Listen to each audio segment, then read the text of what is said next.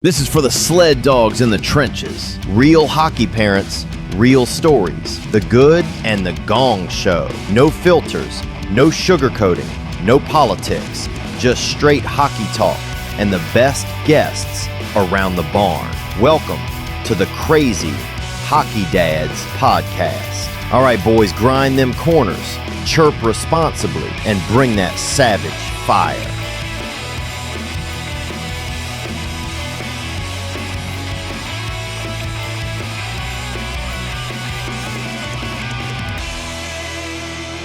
All right, everybody, welcome to episode 79 of the Crazy Hockey Dads podcast, brought to you by Pacific Rink, the unfiltered podcast for hockey parents. No politics, no sugarcoating, just real talk for hockey parents in the trenches. Take 2. Or 3, or 4, or some other number more than 1, which is not what I wanted. Just so everybody here knows, we just recorded the entire beginning and ending of this episode. And it didn't record. At least not all of it. It didn't record well. No. So we are doing a take 2. Take 2. Take 2. And on that take 2, we're going to go over to you for our sponsors and our partners. And why don't you kick us off with... All right. So before I get into Howie's Hockey, which is fantastic, I want to say thank you to Big John Dangles for our intro, because he's been doing some pretty cool stuff over on his Instagram channel. So you guys might want to check out BJD at Big John Dangles on Instagram. He's been doing some really cool stuff. His stuff is kind of evolving pretty impressively. So thank you to BJD for our awesome intro. We really appreciate it. Go check him out. And then we go into Howie's Hockey. Kick it. Go use our discount code CRAZY10 for 10% off. CRAZY10. You can get the tape, laces, gear, the blackout sweatshirts that Scott and I just got. Oh, those are dope. Thank you to Mason for our awesome blackout sweatshirts. Shout out Mason. Seriously, thank you very much. We really appreciate all the stuff that Howie's Hockey does, and go check out Scott's favorite, the candle, the yellow handled scissors, which is a fan favorite of mine. So go check out Howie's Hockey. Use the discount code CRAZY10 for 10% off your Howie's Hockey gear. And also want to thank Mason because we did get sweatshirts. We did. But we also have stuff to give away. We do. More to come on that one. Yes. Listen to the pod. Follow our socials. Follow the socials, but we got some stuff to give away. And that not just from Howie's, a few giveaways to come up. So stay tuned for that. We have a bunch of giveaways actually. Yeah, we do. And before you go on, I just want to let everybody know that, keep paying attention to our podcast. It's probably not going to be on our socials, but it's going to be on our podcast. We are going to do an episode with Brad Serkin. Brad is one of the founders of Pacific Rink. We love Pacific Rink here. So we did an episode with him. It's going to come out shortly. Pacific Rink, for those of you who don't know, has awesome bags, awesome hockey bags, awesome stick bags, hockey bags. The pond pack is sick. The tape bag's awesome. I think they call it a toiletry bag. I use it for tape and gear and stuff like that. Yeah. When I say I mean Dominic. Yep. So they have great stuff. They're giving us a discount window for our listeners. So once Brad's episode drops, there's going to be 24 to 36, 48 hours. It's going to be a day or two-ish that you're going to be able to go on and get a discount through us with Pacific Rink. Pacific Rink does not do discount codes. They do not do holiday specials. They don't do sales. So for those of you who are looking to get a new bag for you or your kids to start the season, you want to keep paying attention to us. So keep paying attention to our episodes. You got to listen, because if you miss it, a couple days later, you come to the episode, it's going to be gone. Yep. So keep listening for our Pacific Rink discount code. It's coming shortly. It will only be if you listen to the episode, and it will only be for a certain amount of time after. There you go. So make sure to 100%. Keep listening for it. And then let's move over to Coach Kevin, hockeytraining.com, Hockey Training HQ on Instagram, and off season is winding down. It is, but there's still plenty of time to get some more reps in. There's still got about a couple weeks, month before the season really kicks off in earnest. So for anyone that's looking to get some off-ice training, the comfort of your home, garage, backyard, wherever it might be, go to hockeytraining.com. Check out Coach Kevin's library of off-ice stick handling, speed, strength, agility training programs. He's got a massive library. And for this summer, hockey training, or for at least the rest of the summer, hockey training is offering a 30-minute live stick handling session every week through the Hockey Training HQ app. Okay, so these sessions are coached live and combine stick handling drills with Hockey IQ teaching for players when and how to use different moves on the ice. Again, Love it. 30 minutes live and completely free through Hockey Training HQ app. Completely free. Complete. No shit. Complete. Wow, that's like a home run. Yeah, it is. So there's no reason not to try it. No, there's no reason not to try it at all. Yeah. He's great. He's got a super robust, app and platform. Tons and tons of stuff there as far as like his library goes. Yep. Insane stuff. Yep. So make sure to go over to hockeytraining.com and Hockey Training HQ app for the free stick handling sessions and a whole lot more. Love it. And then we have Titan Battle Gear. So go check out titanbattlegear.com or use the link in our show notes, which is titanbattlegear.com/crazyhockeydads. Go use our discount code crazydads10 for 10% off. Scott and I trust our kids in it. It's the most protective stuff on the market, and it looks awesome too. They have the Miami Vice 3.0 that just dropped. They have the USA stuff. They have the, like I said before, they have the Frozen Rocket. Mine's out of the gutter, people. This is not anything sexual. This is a frozen rocket like the bomb pop. You call it frozen. It's called the Frozen Rocket. Yeah, but why would your mind go to the gutter when you say a frozen rocket? That's not where my mind goes. Well, what kind of stuff do you do? anyway, when I say frozen rocket, I mean a bomb pop. For those of you who are old enough, and I know you know what I'm talking about, the red, white, and blue bomb pops, that's the Frozen Rocket. Nothing else. We have a clean show here, people. Okay. Right. Okay. So go check it out. They have some awesome stuff. Go to titanbattlegear.com. Use the code crazydads10. Like I said, the most protective stuff on the market, and it looks the best too. Go check it out. Use our code crazydads10 for 10% off your Titan Battle Gear. That's it. Yeah, love their stuff. And then for any of you coaches and managers that I'm sure are looking at video analytics for your upcoming season. I know Jamie's team is, I know my team is, but there's one place that you need to check out for sure, and that's athleticperformanceinsight.com. We call it API, but go to the website, fill out the contact form. Eric will get back in touch with you. I'll give you a demo of the software or the platform, and he can also break down a game at no cost so you can see what you get out on the other end. Loads of analytics, team stats, all the video is tagged by his team of analysts over there, and it just gives your coach loads to look through and help connect some dots for your players when they're looking at video off the ice. It's good for the youngest of ages up to college. Everyone's using Athletic Performance Insight. So please take a look at them if you're undecided with your video analytic needs for this upcoming season. Again, that's Athletic Performance Insight. Fill out the contact form, mention Crazy Hockey Dads. $100 value, just saying. There you go. You get a discount. Just saying. So say you know the guys over at Crazy Hockey Dads. Dom needs a certain color gloves this season, and does he? Save me $100. Oh. Yeah. Which kind of email saying no helmet stickers. Your gloves have to be a certain color. They can't be white. They cannot be white. No white gloves, no gold and black like he had the year before. They are dropping the boom on us. Okay. Well, listen, you got to get in line. Anyhow. Seriously. So totally got to get in line. Way to go. Got through those ad reads. Great job. Yeah. And likewise. Now we're on to the episode. We are on part 2 of our time down in Princeton. Yes. Tremendous student athlete. We got to interview and Chris Reiniger, sophomore, who's there for his, he's now a sophomore and he's coming up on his second season. Yep. And really interesting story. You'll hear all about it in the interview, but he came from, he's from Maryland. Yep. Grew up in not a major hockey center. No.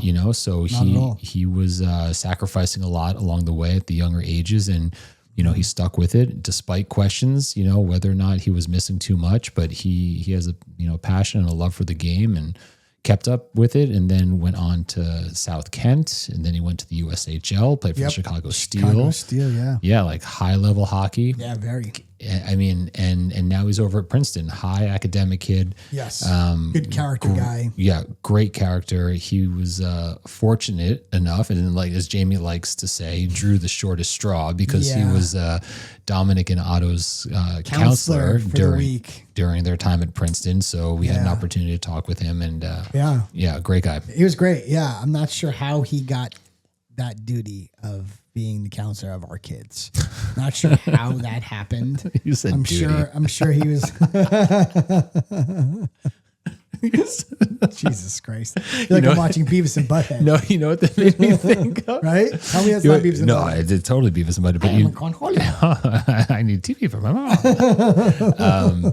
You remember that Friends episode when Chandler Bing started like dying? R.I.P. Yeah, I know, R.I.P. And whoever his like assistants were and doctors were getting prison sentences, I'm pretty sure. Yeah. But there was an episode where he was like talking with his boss and the boss says something to the effect of like, if you need to do due diligence or you need to do, and he said, due diligence. He said Chandler starts laughing and the boss did not find it funny. He didn't. No. Yes. It was really, you said do. It was funny. Yes. Anyway. Listen. Friends. And I watched good show. Yeah. No, it's still funny. Very funny. It's still very funny. Yeah, super funny. It's worth it for any of you youngsters that don't know what Friends is. I feel like most of our audience knows Friends. Just knowing the demographics of our audience, I would think that Friends and Seinfeld are like no-brainers. I would agree with that. No-brainers. No-brainers. Yeah. Like no-brainers. Yeah. Speaking of like, have you seen the calzone clip in Seinfeld with George Costanza and the calzone? I don't think so. I don't think so. God, it's so funny. I need to check it out. Yes. The reason I bring it up is because the Yankees happen to be doing like, and I totally forgot about it. The Yankees happen to be doing a promotion, like a bobblehead day of George Costanza. Wait. Was he holding a calzone? Oh, I thought you were a chicken ice cream. No, he was not. Ice cream. No, he was not holding a chicken ice cream. No, not this time at least. Okay, fair. But they do like the Yankees have been doing a Seinfeld. I think this is their third one in a row, if I'm not mistaken. Oh yeah, ran out of ideas, huh? I gotta tell you, like they're pretty sought after, buddy. Are they? Super sought after. Collector's item, huh? No. If like the Yankees and they're like super sought after. Okay. Yeah, like big time. I'm not in the know on that one. It's okay. You don't really need to be, but I guess it's you're like meshing baseball with like entertainment. Yeah. Pop culture, perhaps. Right, exactly. Correct. Yeah. Totally get it. So yeah, but yes, that's kind of anyway. All right. Talking about Friends. Well, in any event. Yeah. So hockey season is like barreling down on us. Right? Yeah. We've got like getting the emails, the sports engines, the team snaps, the whatever schedules. Apps are popping off like wildfire. They sure are. We got parents are starting to talk. Next week, we're recording on a Monday night. This is coming out on Wednesday. Right. So the next Monday, next week, whatever it is, the 17th, I think. Today's the 10th. Right. Auto starts his 2-week mini camp or training camp. That's right, you guys, because you guys are AAA, so you hit the ice earlier. We hit the ice. Yeah, they got like 2 hours. I don't know if it's all on ice, but there's like I think 4 days, Monday through Thursday. Okay. Next week and the following week, they're going to be getting after it. The team's going to start doing all the team things. So we're right there, dude. Right there. No, it's here. I mean, it's. It'll be here before you know it. What does Dom got? So we don't have any ice next week. I think we have off ice next week, if I'm not mistaken. Yeah. I'm not even sure who planned that. Like it was kind of put together through our coaches. That would make sense. Like, I don't think it's through the organization. Oh, I mean the coaches are running the dry land or off ice or whatever you want to call it? They're not running it, but they were looking for a facility to run it. And we have to pay for it. Not included in tuition. Doesn't seem that way. No. Yeah. Doesn't seem that way. Yeah. Thanks, Black Bear. Yeah. It doesn't seem that way. So I think we have 2 ice sessions before we get on the ice.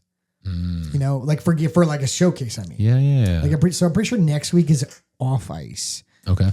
Then maybe we have an on ice and then I think we have a showcase coming after that. One of Otto's birth year, the team, the AA team, we still talk to, Otto still has good friends on that team. Yeah. Sure. So maybe I'm confusing two stories, but I'm pretty sure that team is training at D1. Not shocked. Yeah. Yeah. I think that's what they arranged for that team. So that's so I don't know where your team's looking to. I don't know why it seems to be like a shit show. And you don't know yet? Why people you have to find like a location to do off ice training. I'm not really sure what got fucked up at the organization level, but something got fucked up. Like I've never heard of coaches like putting together like off ice. What do you mean? Like our coaches put together like a bunch of off ice like workouts at and they were looking for a facility to do it. Oh wait, so maybe I misunderstood. So the coaches are the ones that are programming the off ice. They just don't have a physical location to do it. That's what I was under. Like you need like a gym? Again, like I've said before, I don't really pay attention to Team Snap. Nancy tells me. Yeah. But like it sounded like they were trying to find a facility to like host our kids. And again, we have to pay for it, so it's not part of our tuition. Right. So something sounds a little strange, not gonna lie. A little odd. Especially like the last minuteness of it. Correct. I mean, maybe I don't know. Who knows? Maybe I don't either. Failed. I don't have the answer. But here's a good question though, and my question to you is: what are your thoughts about youth sports impeding on the summer? Because it happens in a variety of places. Like my buddy's kid has been practicing football all summer, which. My godson's doing it as we speak. Okay, so then there's that. There's tons of sports that do this, but so for hockey, right? Like my family, like my wife's been saying for years, well, we can't go away at the end of August because we're going to have hockey. So she's not wrong. No, I know that, but I'm just saying, what do you have any issue with it? With going away or with with it starting? Just like getting into the weeds with like. Commitments going to the rink for us it's going to be 8 days and 8 times in 14 days we're going to go up to the rink in the evening. Because you guys have like a mini camp. Yeah, but we're not unique, so I'm just curious, like do you think that's you take any issue with it, or you think it's so now these days you have blackout weeks for towns. Yeah, right. So the town has like a blackout week where like they won't have any sports for the town. Okay. So like everybody goes away that week. Right. So listen, as far as hockey goes, like you've been off since like April. Yep. Right. So like if you can't find a time to go away, April, May, June, July, half of August. Yep. Like if you are struggling to find, listen, I don't know what anybody's work schedule is, and maybe sometimes they don't line up, but like you have time to go away to figure it out. No, 100%. Like if you can't figure out time to go away from like the end of June through like the second, like next week in August. Yeah. Like then, something, like you can, there's probably no excuse. That shouldn't be the reason why your family didn't travel. Correct. Right. Exactly. So what we had last year was plenty of time to travel. Right. But there are exceptions. And I say that only because last year was my father's 80th. 100%. And we planned a big family trip 100% out of town. And you don't miss that. No. So like Otto had missed the first couple of games fine. of a showcase. It's fine. And then we got back in time for it. It's fine. So that worked. Listen, it's fine. But there's plenty of families that are just like, not cool. Listen, not cool. And less, and probably less so hockey, because like to your point, hockey generally not really kicking up until like the last 2 weeks of August, but some sports like football, for example, it's like going on all summer. And like when you get to the end of the summer, it's like, now it's like doubles. Like I said, buddy, that blackout week is huge for people to go away. Yeah, no, 100%. My good friend, and my godson, so now his other one is playing too now. Yeah. So he's got two playing in high school. So like they can't go anywhere. No. So if they don't do that blackout week, like they're, but listen, I can't remember when 7-on-7 started for him, but listen, it's restrictive. Yeah. But there's always time, like July, right? Like you can find time to go away. No, of course you can. I'm just curious of what your thoughts were about it. Like when Don was younger, I would have like, it's so funny that we're talking about this now. I'm on the fence. Okay. Right. Like you see both sides of it is what you're saying. So like, I always thought it was strange when people went away like mid-season.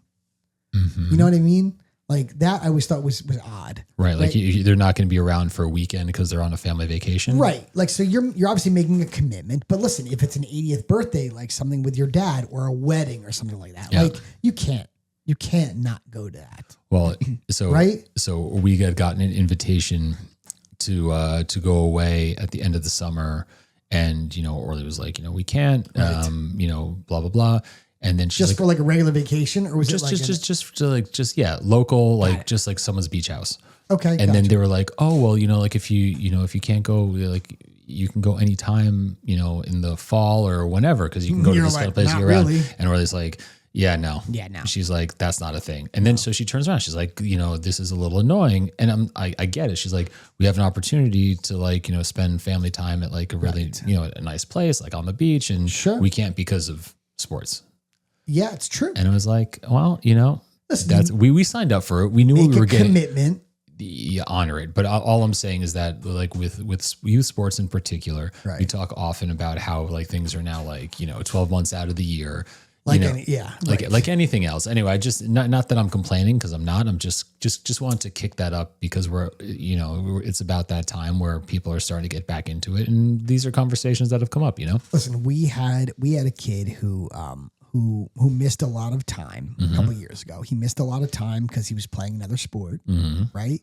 And the coach didn't select him for the team the following year because he couldn't count on him to be there. And did the parents did they acknowledge that was true? So I don't know if that conversation happened. It's certainly possible, right? But that was a consequence of those actions. You have to choose. Right? If you have a conflict, you have to choose, right? And you have to be okay with somebody not picking you the following year if they can't count on you. It's just kind of how life works, right? Right? Like especially if it's a pattern of behavior. It's not like 100%. It was a one-off. No, this was not a right. One-off. This was multiple. Right, a pattern.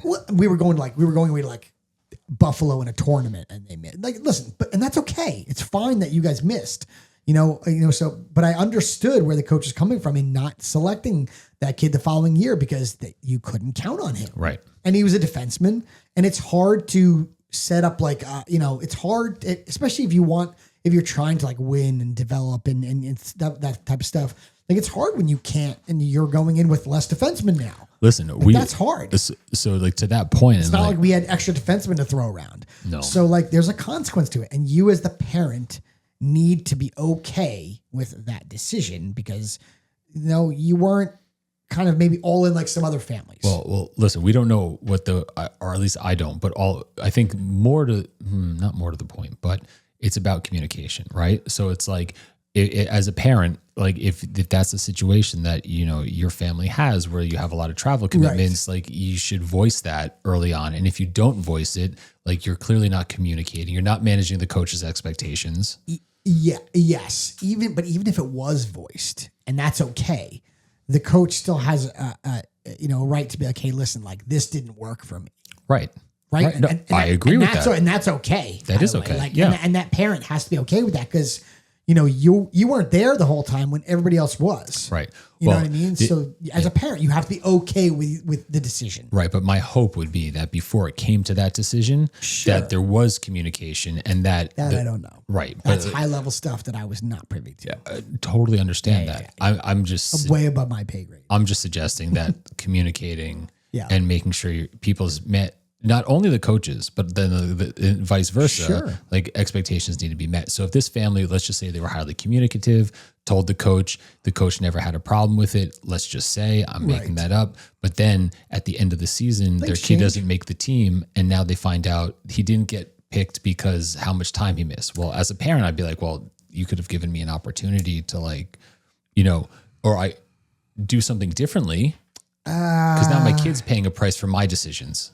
Listen, and that happens. How many times does that happen? No, okay, but like, especially these days when like a kid's late to practice, it's not the kid's fault. But that's why I'm saying communication is really important. Yes, and listen, you're not wrong. Communication is very important. Right. But I also think that things change. Things do change. Communication could have been like spot on, and still change. Look, yes. There's probably all different ways that this could have unfolded, but bottom line is, parents, coaches, in your best interest Yeah. to be good communicators, to manage expectations. Because like you're saying, you never know what could be some consequences you didn't think were going to come, come along. And a coach could have been okay with the situation to start and then realize like, oh shit, like right now this is worse. This is a problem. Well, can I tell you, when I was coaching, Yeah. we were pretty strict. Maybe that's not the best way of putting it. Yeah. But we were always asking for the parents to make sure that they say yes or no on like whether or not their kid was attending practice. We're like, maybes don't help us. Because like if we have to plan a practice and we're going to do certain drills. When people snap in maybe? Yeah, like what the fuck's the point of maybe? That's so annoying, like, by the way. When I maybe. see maybe, I'm like, what the fuck? Just say like maybe? Just say no. Like, what is a maybe? Just say no until it's yes, or say yes right. until it's no. Right. Yeah, that maybe, the fact that there's even a maybe option is like, yeah, Yeah, but more to my point, you're talking about a whole season and a kid missing games. Yeah, like we were talking. Well, this is the whole season too, but like we want to know if you're not going to be at practice, like let us know. So if we need to change something, and especially goalies, because we'd be expecting, we had full ice. Yeah. We expected 2 goalies and now you only have 1. You're just like, oh, great. Thanks. Yeah. We don't listen. This is just us. We don't go on vacation during hockey season. No, well, when you stay in downtown for every tournament, like you go on vacation 5 times a hockey season. Listen, you're not wrong about that, by the way. I mean, yeah. I mean, I kind of do it other ways, right? Yeah, so I do 100%. I do. That's what I'm saying. Yes, we've gone from like Buffalo to like Lake George, Buffalo to Lake Placid. We've gone from Boston to Lake Placid. So yeah, so we figured out other ways. But I was never one of those families that like plan a vacation during hockey season. Yeah, I hear you. I just never did. Yeah, we didn't either. And again, I'm not saying I'm not like knocking down families that do. If you do, okay. It was just not something that we did. We went away once 2 years ago for a weekend, and Otto missed both games. We did that once in his career. Listen, when you're younger, it's almost like less important. Correct. No, I hear when you're you. younger, it's not. When you're a mite or a squirt, like it's not a big deal. Right. It really isn't. Like, come on, what do you mean? Lock in, Dad. Lock in your mites. You don't go vacation during mites. What's wrong season. with you? But like as you get older, it's hard. Yeah. That's hard to do. No, I know. I mean, think about that. You're a high school player. That's why they have these blackout weekends. Yeah. Like you're a high school player. Like I remember. You probably remember it because when I played high school basketball, my parents would go on vacation. My parents would go to Florida during like Christmas break. Right. And I had basketball practice. Right. And I slept at your house. Yep. Because I had basketball practice. So I was not in Florida. Right. So like that, it was not an option. Right. I was not able to go to Florida. Like if I did, I probably would have not be alive right now. Our coaches were pretty hardcore back then. Wow. That's legit. Yeah. I probably would not be here to do this podcast. Wow. Yeah. I would have been frightened for my life to go away. Seriously, I think I'm joking. Dude, I was frightened to go skiing during basketball season. And if the coaches found out? Bro, the coaches found out you went skiing during basketball season? Oh my God. God forbid you children were kids. Yeah, exactly. Listen, there's plenty of time to go away. No, listen, I also understand that. I understand. But like this conversation is relevant because like people that have been in it, doing it for a long time, they kind of know the drill. Maybe there's some people out there that haven't crossed this bridge yet. Right. So, and going away is fine, but you just have to be aware of like unintended consequences. Right. Right. And you have to be okay with it. Right. Right. Because the coach may be okay with it. He might not be okay with it. Be a good communicator. That's very helpful. No question about it. Yep. Yeah, or don't play a high level, where it's kind of more casual, where it doesn't matter if you go away. Don't play a what? Don't play such a high level. Oh, don't play such a high level. Yeah. Do a more casual version of hockey, sure, where it's not doesn't really matter if you miss, right? Yeah, but like, but even when you say that, even like when my kids are playing like rec, it's still, well, I guess vacation's different, right? I guess all I was saying is that even for kids skipping, and I think it's what. When maybe you said skip, right? Is that how I'm starting this train of thought? Yeah. Yeah. Just because, we want to tell our kids, like, you fulfill your commitments. Like, you don't want to go, like you have a better invitation. You signed up for something, you see it through. Yeah. Right. Right. Which is a life skill. Right. But there's more leniency, obviously, in less competitive levels. Yes. I have a question for you. Answer for you. So when Dom was like a squirt, okay, I remember this one family went away on like a ski trip. or during the season. Okay. Okay. Like I think he missed 3 practices in a row. That happened with Otto last season too. And then he came back and started. Yeah. What's your comfort level with that? So part of it is like the age. Squirts. First year squirt. And then the kid started after missing 3 practices. Correct. That sends the wrong message. That's what I said. It totally sends the wrong message. What the fuck? Because all those other kids were working really hard while that kid was on vacation. And I'll tell you. And again, it's not the kid, it's the parents. Yep. The kid didn't have a choice whether he's going on vacation or not. It's the parents. No, I understand that. But look, if you were just talking about starting a game. He played the whole game. Well, you said. Because he was goalie. Wait. Okay, but hold on. Time out for a second. Yeah. Are you asking me if I thought it's okay that he started the game, or do I think it's okay that he played it all? No. I don't think the kid should miss the whole game. Okay. Yep. Like as a position player, like should you sit the first period or not? Again, they were first year squirts, so it's probably not. Again, not the kid's fault at all. Probably should be playing.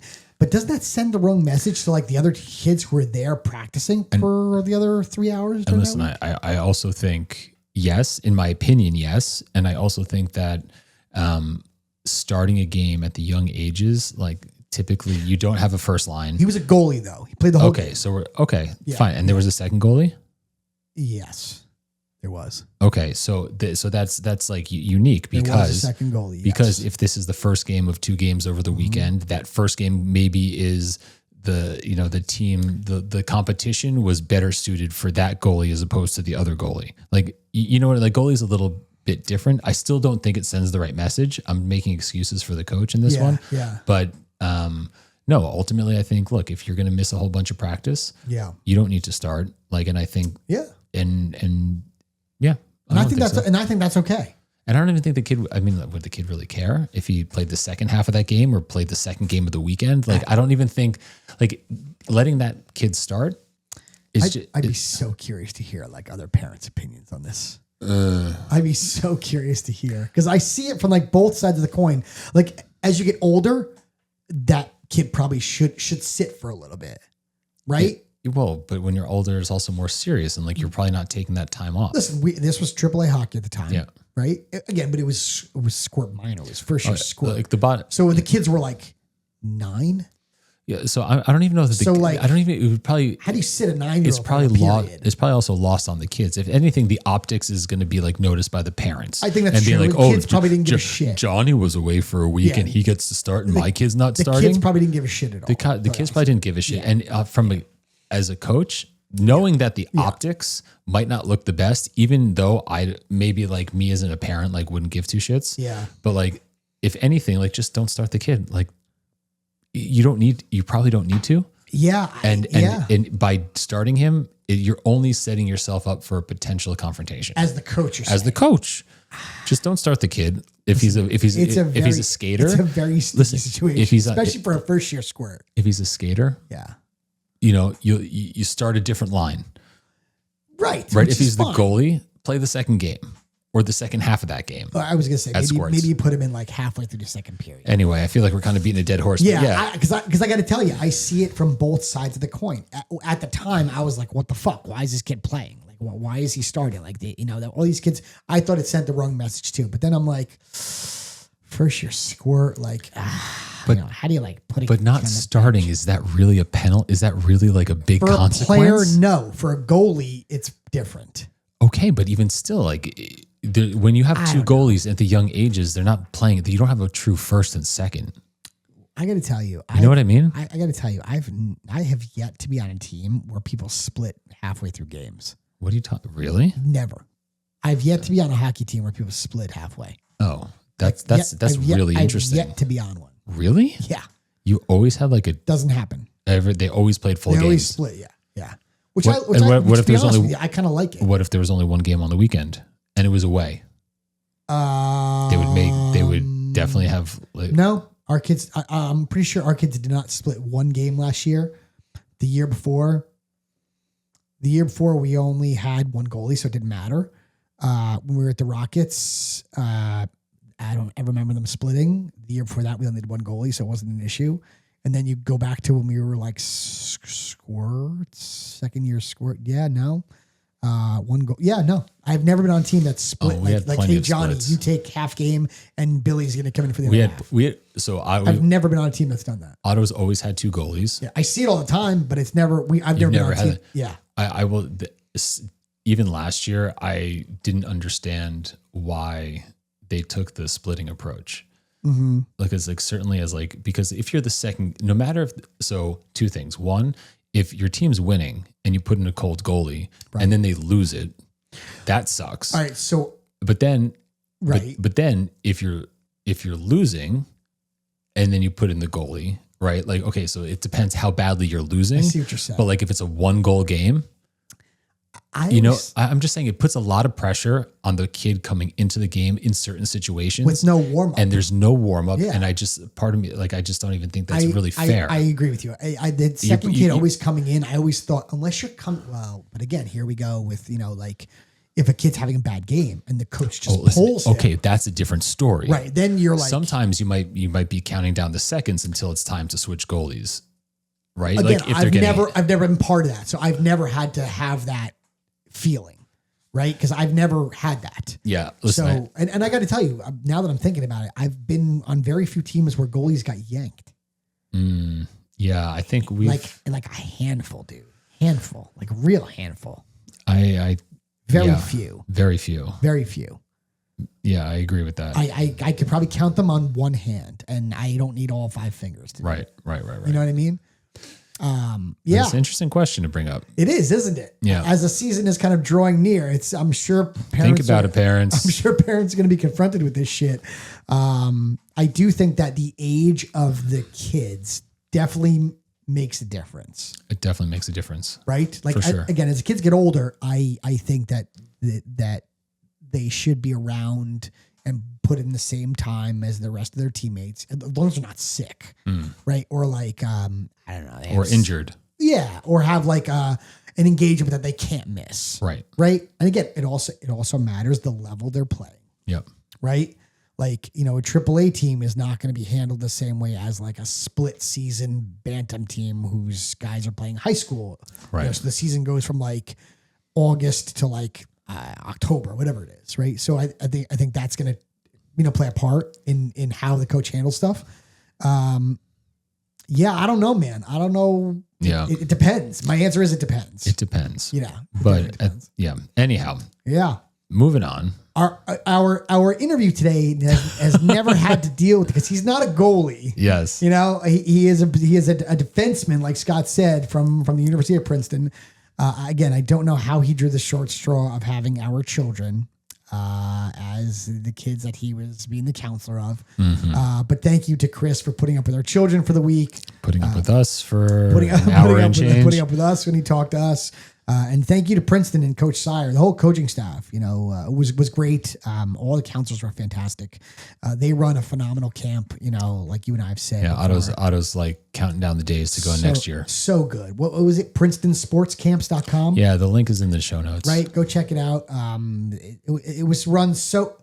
Nancy was even commenting on because we had their schedule, right, and they kept them busy the entire day. I mean, there was very little time. They left early in the morning to go to breakfast. I think some days they were back in their room for like a half hour. And that was it, huh? And that was it. Busy all day. And they weren't back until like after 8:00 at night. Yeah. Otto said that was of all the camps that he went to, like super structured. But then also just from a physically demanding. Yeah. He's, that was definitely, yeah. It worked the boys good. It did. And I don't know if the rest of the Princeton camps are set up like this. We were kind of chatting with Coach Sire, you and I. He gave us a ton of time. He's been more than gracious to us by giving us access to Princeton. We're kind of now have like a little partnership with Princeton ice hockey, which is fantastic. But we were talking to him and I even made a comment to him like, wow, like you keep these boys pretty busy, Coach. Yeah. And he's like, yeah, it was by design. Yeah. Yeah, of course. I mean, and he gave talks in the evening, like after the kids ate, after they did like whatever the evening skate, whatever the kids were doing, they were always busy. But Coach Sire spoke to them every evening, I think. Yeah, well, Otto came back telling me about like his path. He's like, this is going to be my path. And I'm like, oh yeah, interesting. You told me about that. Yeah. And so now Otto, but that was the result. Yeah. And look, no matter what Otto said, that's not even the point. The point is that something rubbed off on him. But he was thinking about, oh, there's a path here. I want to do this. Huh. Yeah. I didn't think about it like that. Yeah.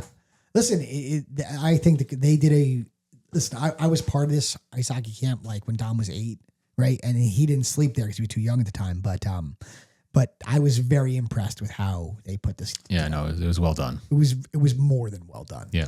Yeah. And our kids had a blast. So I can just, talk about our kids. They had a blast. I didn't see one kid that was even remotely upset.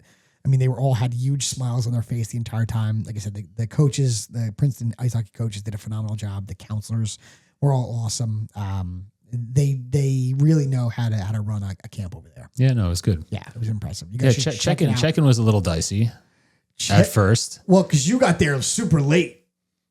No, let's hold on for a second. Yeah. But leading up to us being quote unquote super late, were you guys the last ones online? But can I tell you something?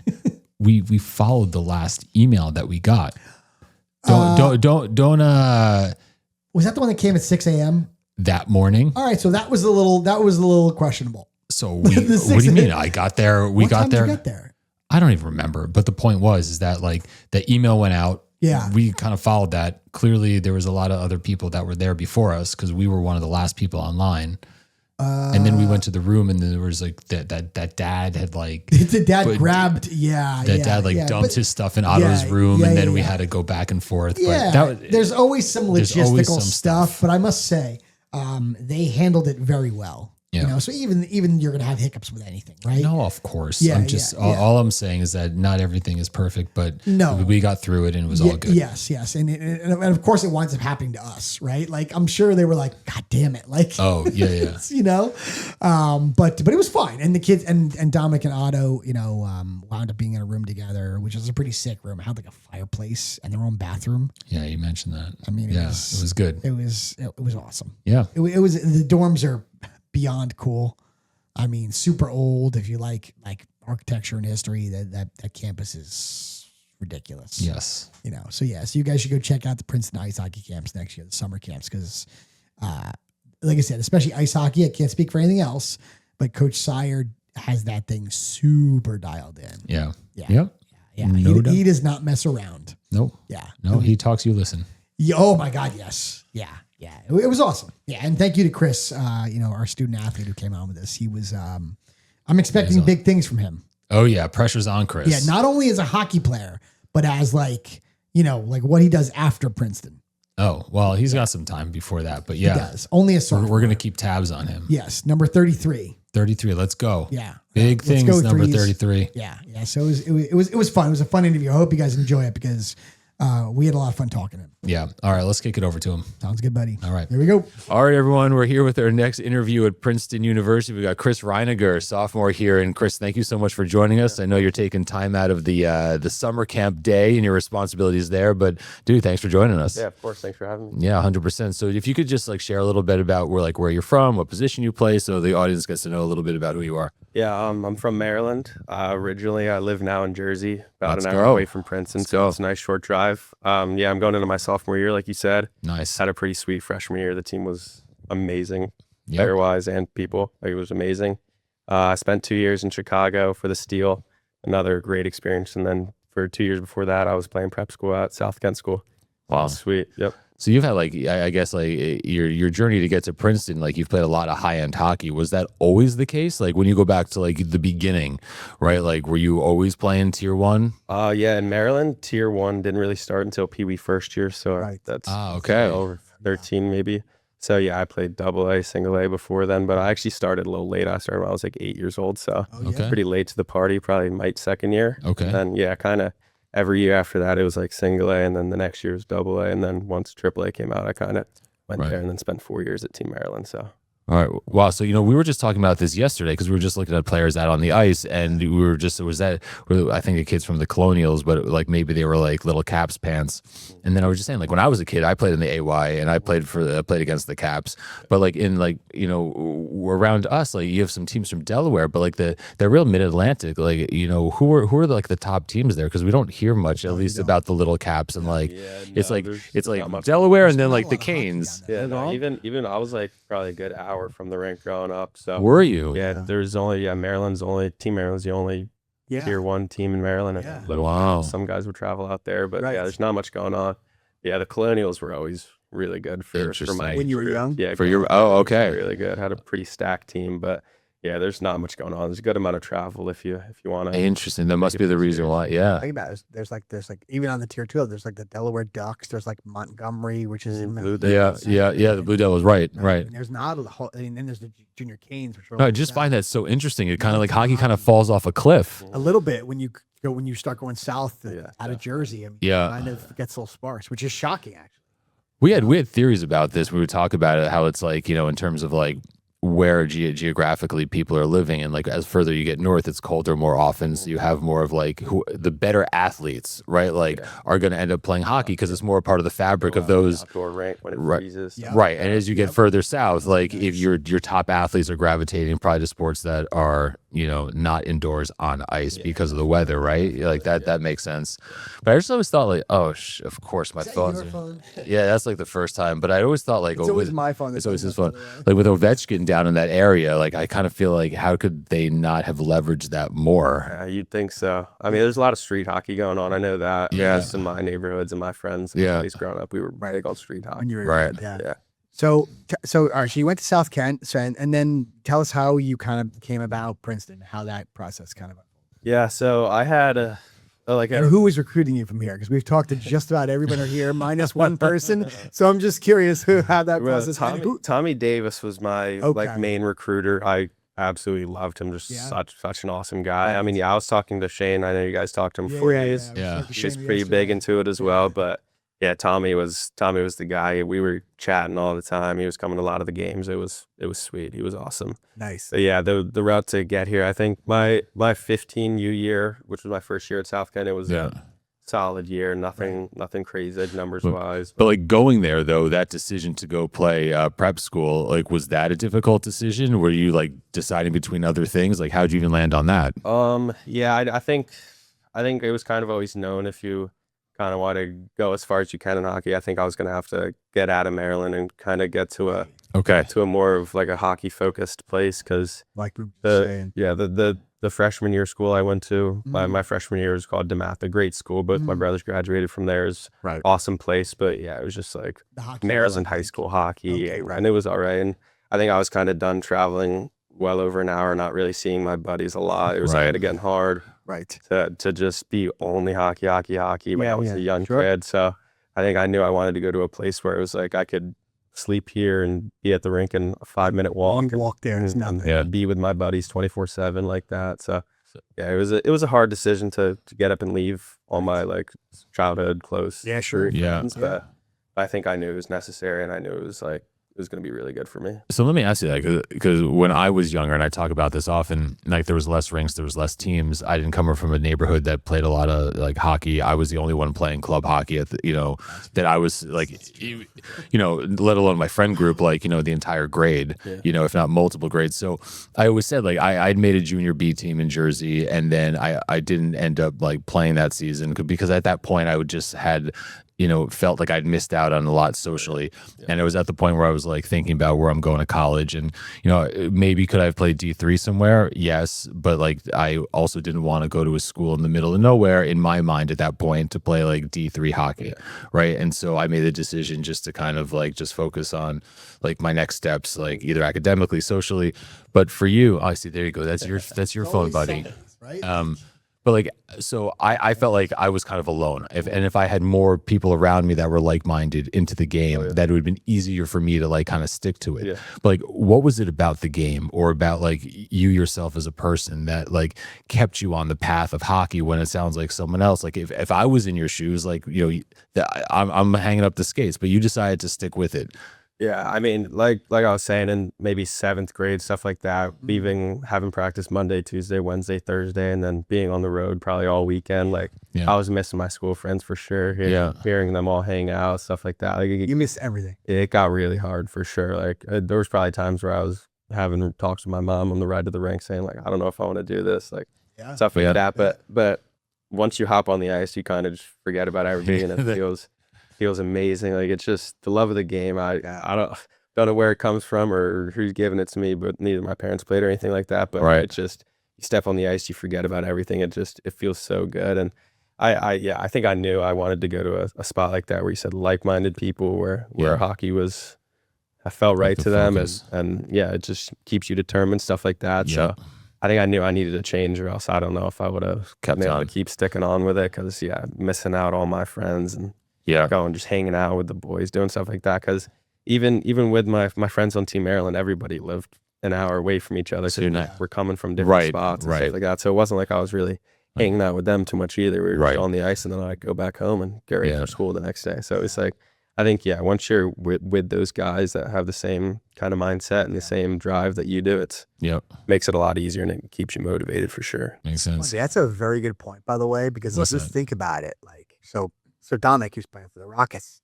Everybody was like an hour from the rink. Yeah. For the most part, for the most part, kids that play ice hockey are not hanging out in town. Yeah, no. Right. And you're going to school there, then you're practice after race. So you're, like you said, and for the most part, your good buddies are your hockey friends. Yeah.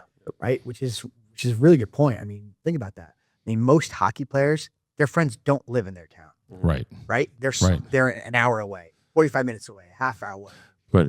But in some more densely populated areas, like, you'll have kids that are playing for other teams. Like, like in our area, we'll have kids that play for the Avalanche, that play for the Saints, that play for the Colonials, that play for Woodbridge, that play for, those kids aren't far. So if you know them from hockey, but still 100%, it's, If you don't play locally and you play like somewhere else.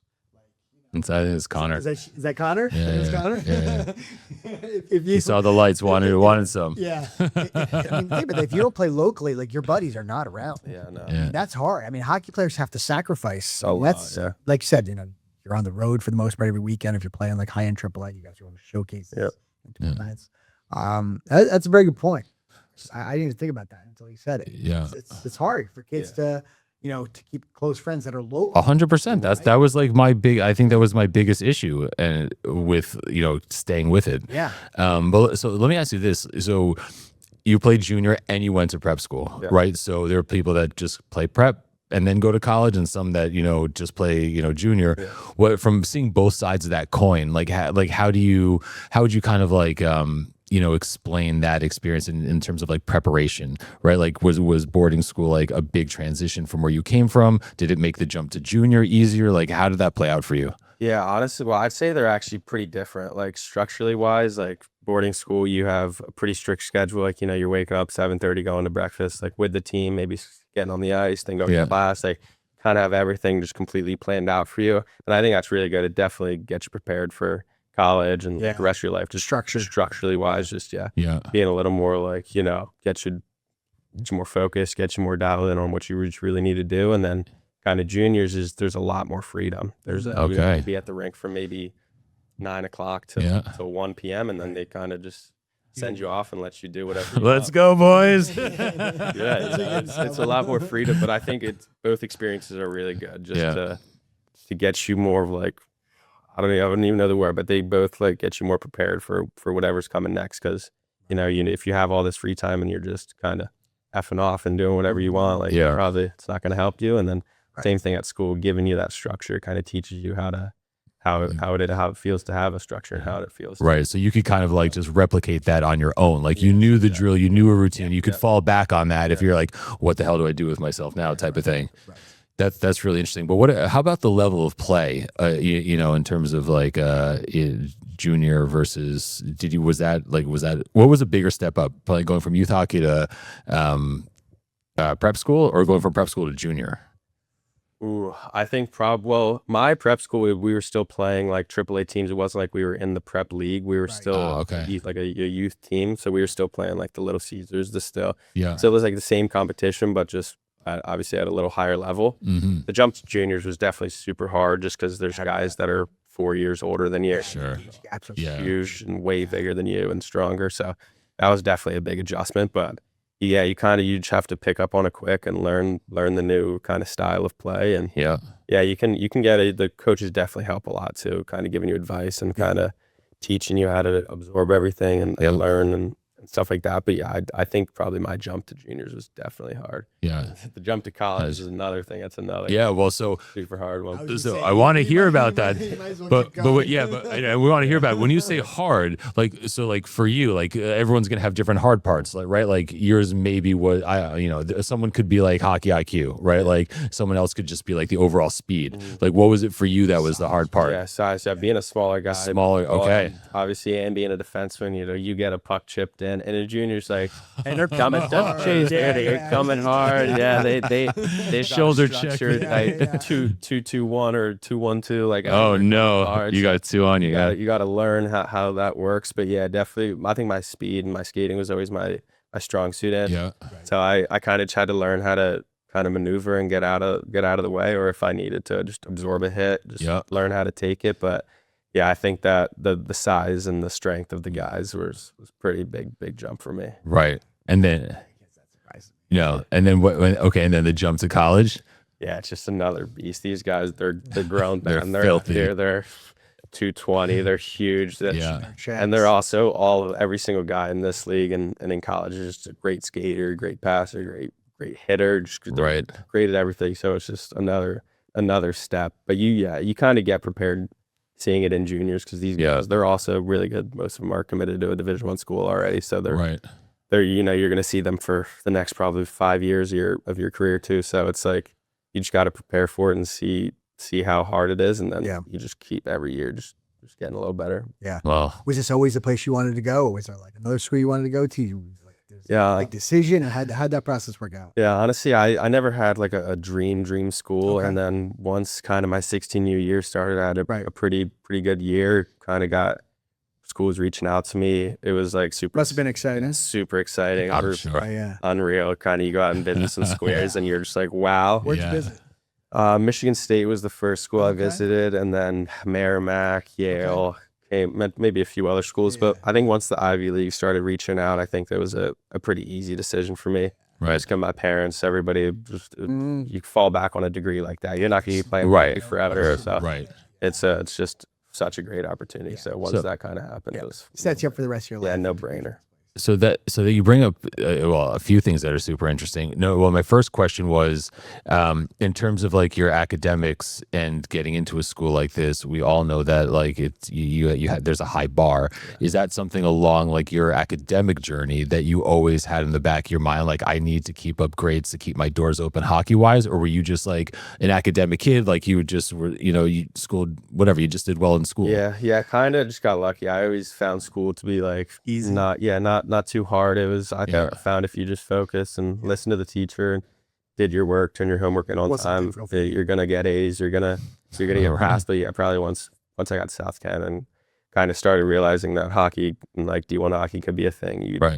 You realize that you should definitely keep your grades up and just like work super hard. So it was probably not until I got to my sophomore year of high school, but even before then, it was just like school is not too tough if you just listen and you do your work. So Well, you should tell it to my kids. This dude. What was the academics like at South Ken? I'm curious. Oh yeah, they weren't easy, but it definitely probably wasn't as hard as like a Phillips Exeter or like one of those top prep schools. We had I forget what it's called, like a bridge system or something like that, where we would do the same classes for 6 weeks. So it'd be like we'd have math and science for 6 weeks, and then like history and like languages like that for another 6 weeks. So interesting. You'd have 2 or 3 classes a day, and it'd be the same type of thing. You're just learning.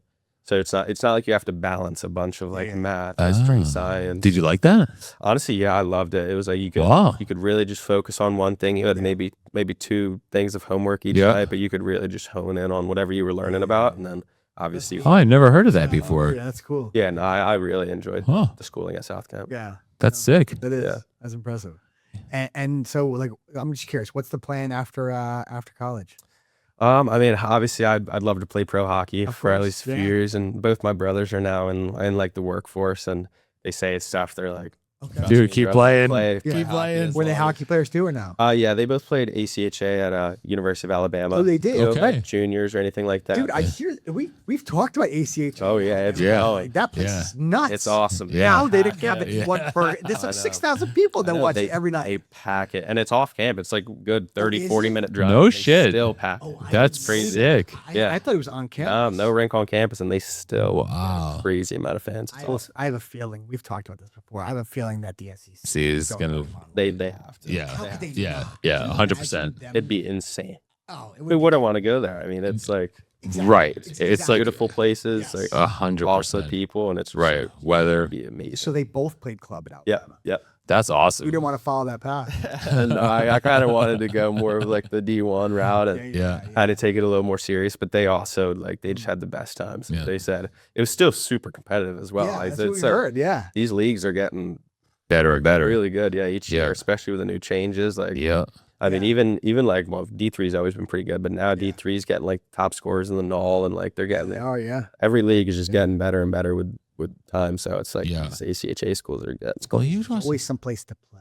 Yeah. Yeah. You don't And have to stop playing. And you know that's something that I don't think enough parents really kind of take to heart. And we've had a few that have talked to us about this in different ways, but ultimately say like hockey, if you look at it as a vehicle, it can take you wherever you want to go. And you know, Oh, yeah. and so we were talking to a dad. Sons are super talented athletes. One's going Penn State full ride, you know, for lacrosse, and the other one's going to NTDP. And he was saying, he's like, you know, but like for a kid who goes on to play hockey and plays for his high school for 4 years in front of his friends, and then goes on to play club or whatever it be at a good school that's like in a good area, like why would you, like, it doesn't have to be like D1 or bust, you know what I mean? And like a lot of parents, you know, like I think at some points in time have this like tunnel vision, but that doesn't have to be it. And part of what that also brings up, and you were talking about wanting to play pro, you know, certainly as we've, you know, talked, you know, hockey for over a year with like people that have played all levels of hockey, you know, just playing pro, like when you say that statement, is that definitively the NHL? Is that like, you know, that's obviously the goal, but I mean, like, would you include a career like maybe like, you know, in the AHL for an extended period of time? Would you go overseas? Like, are all those doors like open to you? I think the doors are definitely open. It's not like, oh, if I don't make it to the A or in the NHL, I'm hanging the skates up or anything like that. Like, obviously, senior year, you're gonna see kind of who's knocking at the door or what opportunities you have or what's open for you. But yeah, I mean, I'm definitely open for whatever's going on. But yeah, NHL is obviously the goal. Sure. Of course. AHL would be awesome. Overseas would be sweet as well. Like, anything is really awesome. At least for a few years to check it out. Especially when you're young. Yeah, check it out. See how it feels and see if you're still loving the game. Something like that. So Yeah, with a degree from Princeton, I'm sure you'll land somewhere where you're done playing. I don't think you'd have an issue. You love that base. That's it.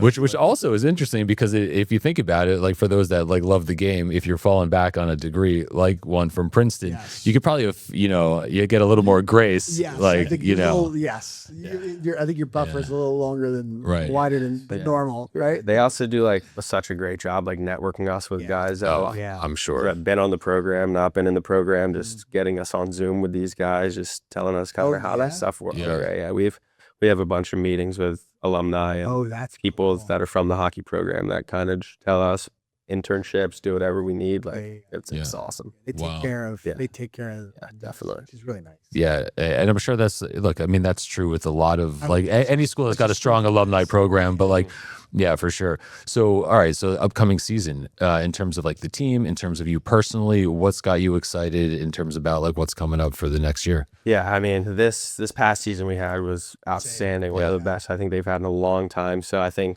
our main goal this year, our slogan's kind of just be finish it. You know, we got to the finals this year in the ECAC.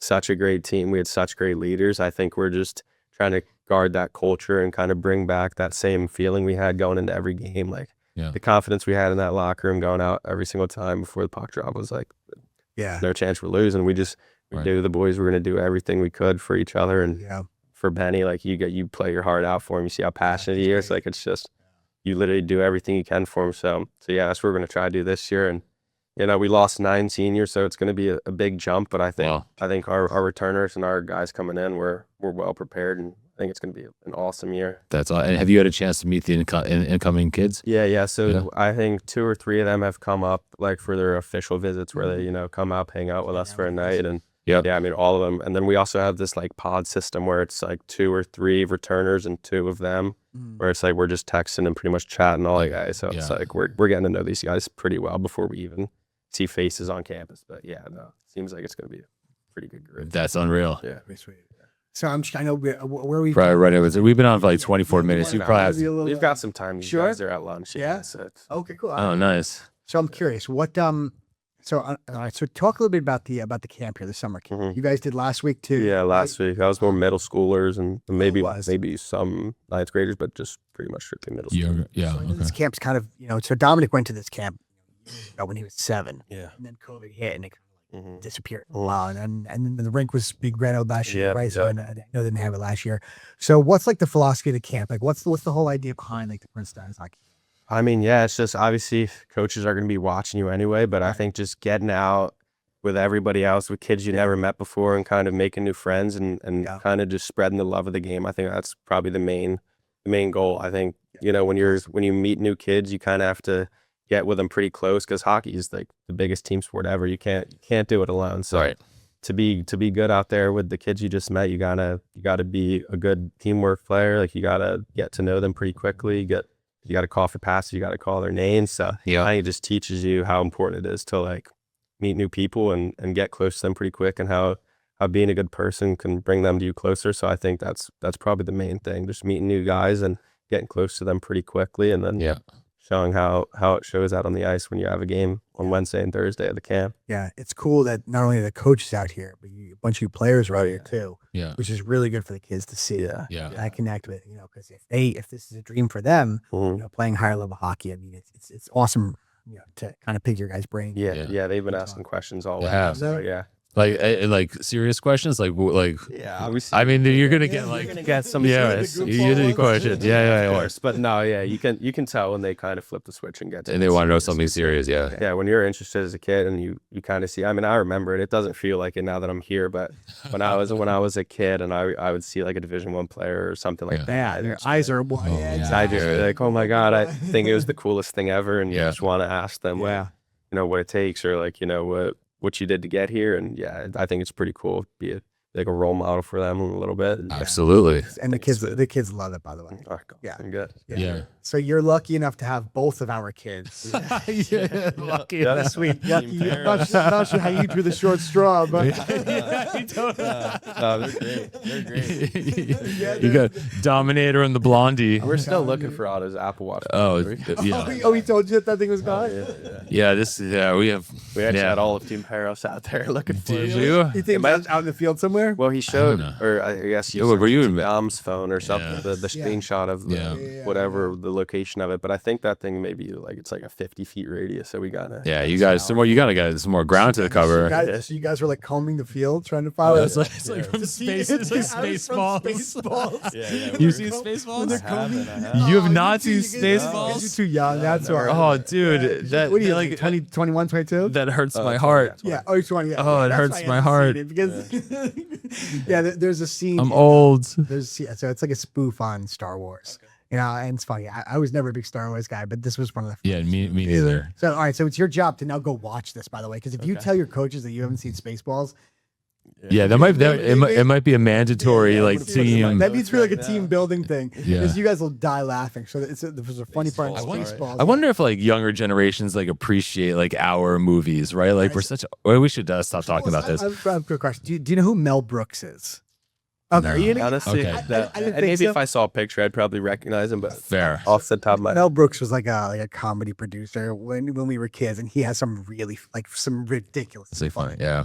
Some are not exactly appropriate for today's day and age, but Spaceballs, like I said, was a kind of a spoof on the Star Wars movies, And so they're combing the desert, so they're obviously I forgot what They're looking for something in the they're looking desert. for something, but they literally have like these big combs and they're like raking the desert. Just the same. That's kind of when you said you guys were like looking for. That's what. Yeah. That's why you said that. Pretty much. I think some guys were on their hands and knees looking for Where'd that- That's so where'd funny. Dude, sport. I love it. Exactly. They're getting tight already. It's I good. love it, man. Everybody's getting down and look at Brado's watch. So listen, But it was like that closeness and like that team building stuff. Like here at the camp, that's an interesting point. That like that's something that you need to kind of figure out quickly if you're and look, you're only here for a couple of days, so it's like I don't know how much effort like kids really put into that team building stuff. But I'm curious from like being a coach out there on the ice.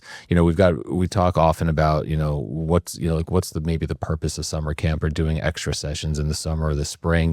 Do something. The kids play so much hockey during the winter and the fall. Like just go do something else. But like just if having kids here on the ice, is there anything that like as a coach for a summer camp in particular that you would like to see from kids, like to help them get the most out of this experience? Like, do you think they should ask the coaches more questions, whether it be about like how to get into Princeton or even technical stuff on the ice? Yeah, definitely questions like that are huge. But again, I think the biggest thing is just interacting with your teammates and kind of talking to them and getting close. I mean, obviously you're going to have a shyer kid that's, just maybe sitting in the corner on his phone, which is fine if that's shy. But I think the biggest thing is like just interacting with these people and feeling, close and feeling good out there on the ice with them, feeling good to say, hey, here, call for a pass and stuff like that. It teaches you so much more than just playing hockey, how to interact with these people, how to be a good kid. life skill. Yeah, definitely. Right. So it's interesting. So it might not even be about the hockey as much as it might be just about like the socialization and like being with different personalities. I mean, definitely talking to the coaches and picking their brains and figuring out that's obviously huge. That's going to happen at a hockey camp for sure. But the amount of time you're spending with your team, it's, we're meeting in the courtyard at 7:45 for breakfast and lights are out at 9:30 and you're with them the entire day. So I think you're gonna have to talk to them and interact, and I think that's definitely the biggest thing for me. I'm not gonna lie. Like, so Dominic was at Penn State ice hockey game last week, and it was not a sleepover. And I think that the kids lose something without it being like a sleepover. Yeah. Oh, from like a team perspective. Correct. I mean, that makes a lot of sense. I think it's different. Hanging out in the dorms with the boys before lights out, around the courtyard, whatever you guys do. I don't know what you guys do when you guys are off the ice and go back that direction. But that's where you start hanging out with people and really get tired. No, most definitely. I think you miss out a lot without sleeping over. Yeah, I agree.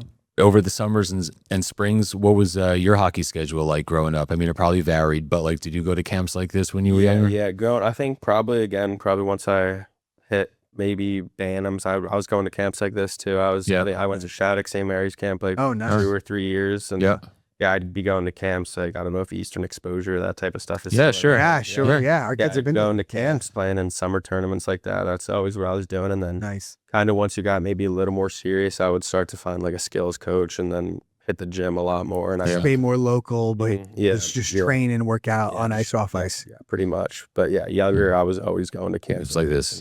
Going in spring tournaments. Yeah, definitely.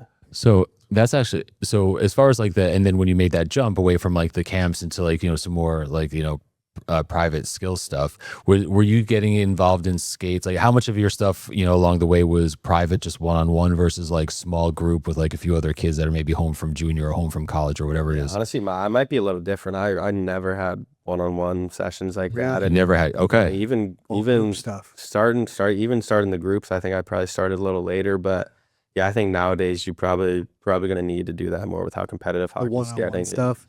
Yeah, and just group sessions, just getting out there with a guy that knows what he's talking about, whether it's alone or with a big group. I think it's good to get out there with other guys your age that are pushing you, and you can push them, and that's a good thing. So I'm definitely more of a fan of the group sessions, but one-on-ones, obviously, if it's like a skating coach or something like that, just anything. I think that's obviously huge as well. But someone else, it might have even been RJ. You familiar with the Top Line guys? Top Line, I ever heard of them? Guys have skated with Top Line. Yeah. And so we had one of the coaches and owners on, and he was just talking about how, like when he does one-on-ones, he often doesn't do them because he thinks, and maybe I'm misquoting him, but but they were just saying it's like when you have another kid there that there's built-in competition, like so because of that, he's like I don't even know if it's necessarily even worth the money, and this is like their business that they do day in and day out, but like from a development perspective, you're gonna get. Okay, like you said, there are going to be situations. Maybe it's better just one-on-one. But is it mandatory for these younger kids to have one-on-one coaching, like especially even before puberty? Like, probably not. Probably not.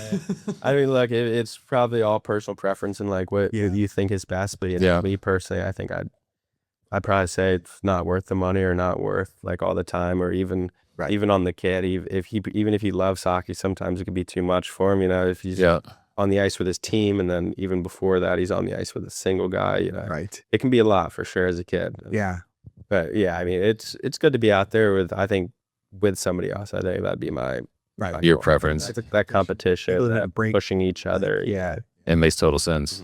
Yeah, I don't mind the small stuff. No, I definitely don't. As and I think part of it, as long as like they're if they're like on like the same skill level, right? Like if it's a big mismatch there, you don't need like that. That'll take away. But and then the other thing we talk about, or there's so many other things, but we often talk about like the mental strength part of all of this, and there's more and more mental performance coaches out there, and I think from a parent's perspective. Like, okay, might it seem like a crazy hockey parent to say like, yeah, I'm going to get my kid who's in 5th grade hooked up with a mental performance coach? Like maybe, but one of the things that I like about that is that you're focusing on things that are more often skills that'll serve you well in whatever else you might do. Like it's not just applicable to hockey. So I do see like kind of this like added benefit with that stuff. For sure. But for you personally along your journey, and then maybe even now on the collegiate level, or feel free to speak at any level, where and did like mental performance start becoming part of your equation to like train it, to like seek out like, that type of like support? Yeah, I mean, in Chicago, we had, her name was Jo Hop. She was a good mental strength coach. We'd have Zoom calls with her, and she would come in probably every maybe month or two to our actual rink to be in person and kind of talk like that. But we'd have Zoom calls at least once a week talking about mental side. And even before that, I think I was always a huge like visualizer. I was always like, maybe before my pregame nap or before I go to bed the night before, I was thinking about what was going to happen and kind of just like positive self-talk, like stuff like that, even before I realized what it was. Right. Even before I knew it was like mental training or already kind of. Yeah, I think so. But I think it's huge. I think that's like one of the biggest parts in hockey, not even just hockey and everything. Just being positive, telling yourself you can do this, you can do that. Because I think if you're negative, you have negative thoughts already going into it, it's not going to be good. And it's like what Evan said. Right. At him. Oh, and the confidence, that spiral. Right. It's hard to get out of it. No, definitely. No, it takes you to bad places. And is that something that amongst players, is that something you guys talk about, like in terms of like keeping a stronger, more positive mindset? Like, or is that more of just like that work you do with the performance coaches is more just like a personal one-on-one thing? No, I think it's definitely like throughout the team. It's not so much like, hey, like we're gonna sit down and talk about our mental, but like every time, in the gym, we're every time you pass somebody, you're giving them knucks, you're giving them a high five, you're saying like, yeah, let's go, let's do this thing. Like it's just super positive energy and super like just outgoing and upward kind of lifting feeling. So it's just like everybody getting that same kind of vibe, if you want to call it. It's it's infectious. Yeah, 100%, very infectious. Definitely. And it helps. Yeah, we had in South End, we called it the vampire, the like fun vampire or something like that. Oh yeah, as opposed to the energy vampire, which sucks it. Sucks it out. Yeah, no, you can't be that guy. You can't have many guys like that. You need everybody pulling on the same because same direction. Guys say like, oh, it's too hard. Then you're like, is it too hard? Maybe it is too hard. Maybe I could take a little. Right. No, it's never too hard. Everybody giving knucks, giving high fives, screaming, jumping around, like we're running from set to set, like.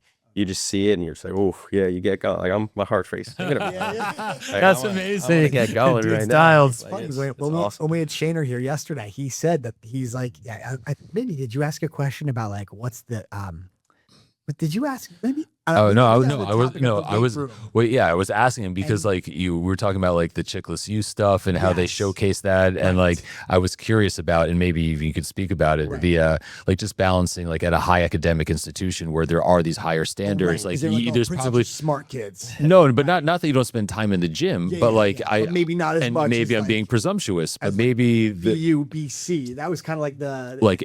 Do you spend less time in the gym on the physical training stuff because maybe you have more academic stuff to balance, or there's enough hours in the day? And then Shane was saying, Shane was like, yeah, have you seen? He's like, you should go watch one of our workouts. He's like, he said it's off the chain. Yeah, it's crazy. No, I don't think they're doing anything more than we are, or we're doing anything. Well, shoot, we might be doing more than they are, honestly. Like, maybe we work. I think it's not like we've got 5 things that are due tonight. I can't be in the gym today. I think we've all got pretty good at managing our time and realizing what we need to do. So I think, we get after it. You get after it. It's not any different. Yeah. Speaking about managing time, talk about that a little bit, because you guys obviously are playing at an institution that has some major academics. Right? Shane mentioned that you guys have the highest academic bar to hit in the ECAC. Yeah, that's saying something as far as like GPA and stuff like that. Yeah.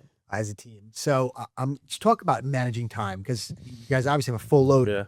Just as a student here, let alone being a D1 athlete here. Yeah. I mean, it's definitely hard. I mean, you get kind of thrown right into the ringer right to the start, and if you're not ready, you'll realize it pretty quick. So I think it's just you figure it out pretty quickly, and then if you don't have it, your grades will show, and probably your performance on the ice will show as well. So it's like you learn, and then you see the older guys, the juniors, seniors, but even sophomores before you, how well they're doing, and ask them questions. They're so helpful. Like every guy on this team is just such a good guy. They'll do anything to help you. So you see, I'll mention Ian Devlin. I don't know if he'll probably be our captain next year. He's such a great guy. He was valedictorian of his high school, just like super smart and me right on the ice. And if I have anything, I'm just like, yo, Dev, like what do I do here? And he'll up, and then hopefully when I'm a senior, some come up to you and kid will ask to see freshman coming in saying, I got a lot on my plate right now, because it definitely is super hard.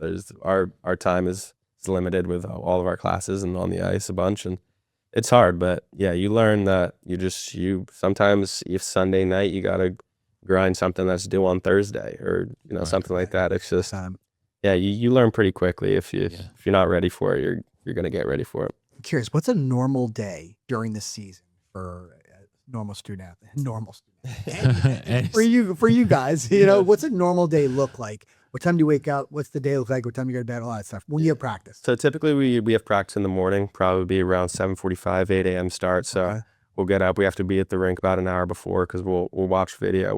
We'll show what drills we're doing out there. So probably show up around 6:30, 6:45, and maybe get a quick bite. And then after we skate, we go right to Whitman, which is just across this road right here. Right. We eat breakfast as a team, and then typically we try not to take classes before 10:40. There's classes obviously before, but just for our time and our schedule, it's good probably to start around 10:40, and then you'll have 3, maybe 4 classes. It switches throughout the day, and whenever we're done, we'll have a lift at around 4. Okay. And then in the afternoon, you have lunch in there. You can eat it by yourself or with some few buddies or anything like that. And then you come back, probably gonna have some homework to do, but you kind of want to get to bed early.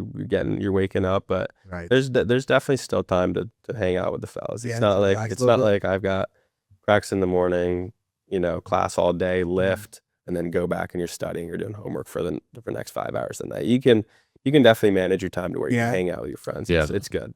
Right. But it's definitely a tough schedule, but when you're in it for first week, you realize that it's a fun schedule. It's not it's cool. Yeah, it's not just a grind. It's good stuff too. So I mean, it's a hard day, but it's a good day. Yeah. And are you guys all living in the same building, same like house, or is everybody all over the place? Yeah. So freshman and sophomore year, you get put into a residential hall. there's Whitman, Maddie, like there's a bunch like the ones that the kids are in. You guys are in those same buildings. Those are actually the upperclassmen dorms.